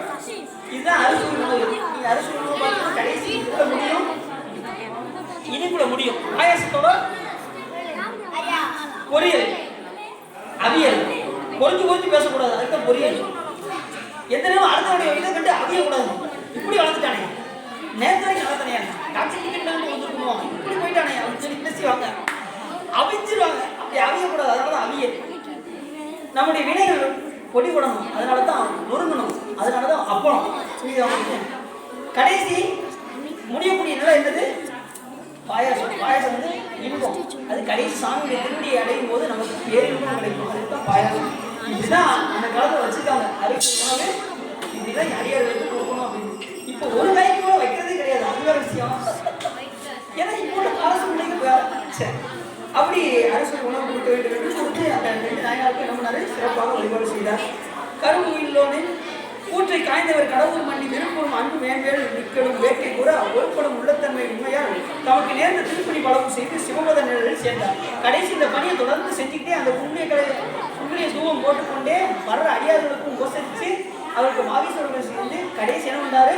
சாமியுடைய திருப்பணியை கைந்தார் என்று சொல்லி கடைசி தேனக்க கோதி மாத திருநெடும் தாடி மாறி கூழல் தன் பிறையினாருக்கு குங்குளியம் கொண்டிருந்த பார்வையின் கலைநாளை பணிந்து அவர் அருளினாலே மானக்கஞ்சாரர்களுக்கு பண்புகள் வளர்ந்து. அடுத்து நான் மானக்கஞ்சார நாயனை பற்றி நான் கூறுகின்றேன் என்று சொல்லி சேகரசாமி என்ன பண்றாரு? இந்த புராணத்தை முடிக்கின்றார். புரிஞ்சிச்சா? இவர் குங்குளை கலைஞர் என்ன நிலையில இருந்தாரு? அந்த எந்த நிலையிலும் வறுமை வந்த நிலையிலும் கூட தன்னுடைய தொண்டை விடாமல் செய்பவர்கள் அடையாளம். 63 நாயன்மார்கள் அப்படித்தான். தொண்டை வறுமை வந்த காலத்தில் செல்வம் இருக்கும் போது ஜீவனம் பேச முடியாது. வறுமை வந்த காலத்திலும் அதை தொடர்ந்து கொண்ட கொள்கையில் உறுதியாக இருப்பார் அடியார்கள்.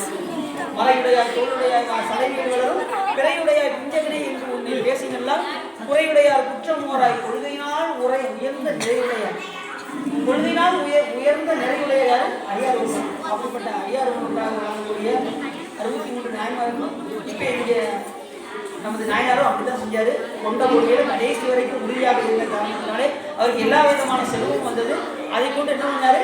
அடியார்களுக்கு அமுது பாலித்து கடைசி திருவடி நீரிலிருந்து சேர்ந்தார் என்று சொல்லி இந்த புராணம் என்று சொல்லி இதுகாரம் உள்ளம் நிறைந்து உபகை சிறந்து இந்த விரிவுராணத்தை நீங்கள் கேட்டிருந்தால் உங்களுடைய வயதினை கரைந்து திருப்பூர் முறை என்று சொல்லி திருப்பூர் பாடி அடியை முறை நிறைவு செய்து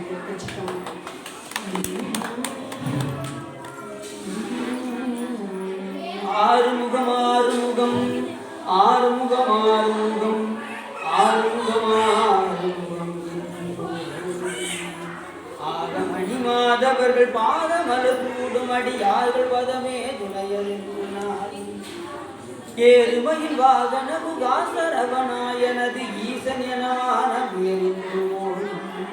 ஏடையாகுல ஏதையனவினாகுன ஏவர் புகழ்வார் மரணியில் சொன்னார் நீருபடு மாலை ஒரு மேனியவ வேளி நீலமயிலாத ஊழந்தவே நீச கடமோடனது தீவினையெல்லாம் அடிய நீடுதனிவே விடுமடங்கள் வேளா சீறி வரும் ஆரவும் ஆதி உண்மானை முக தேவ துணிவாசிகரியங்கள் சேரு மலவர் வளனி வாழ்ந்து மரணி பிரம தேவ வரதா முருகா தம்பிரானே ஆறுமுகம் ஆறுமுகம் ஆறுமுகம் ஆறுமுகம் ஆறுமுகம் ஆறுமுகம்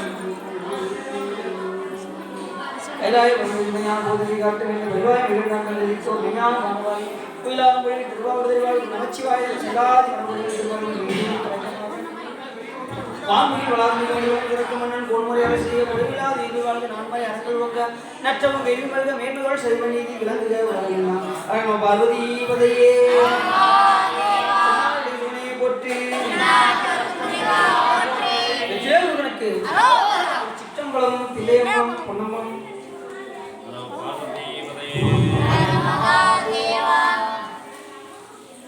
நம் கடம்பனை பெற்றவள் பங்கினன் நம் கடம்பனை பெற்றவள் பங்கினன் தென் கடம்பை திருக்கர கோவிலார் தன் கடன் அடியேனையும் தாங்குதல் தன் கடன் அடியேனையும் தாங்குதல் என் கடன் பண்ணி செய்து கிடப்பதே என் கடன் பண்ணி செய்து கிடப்பதே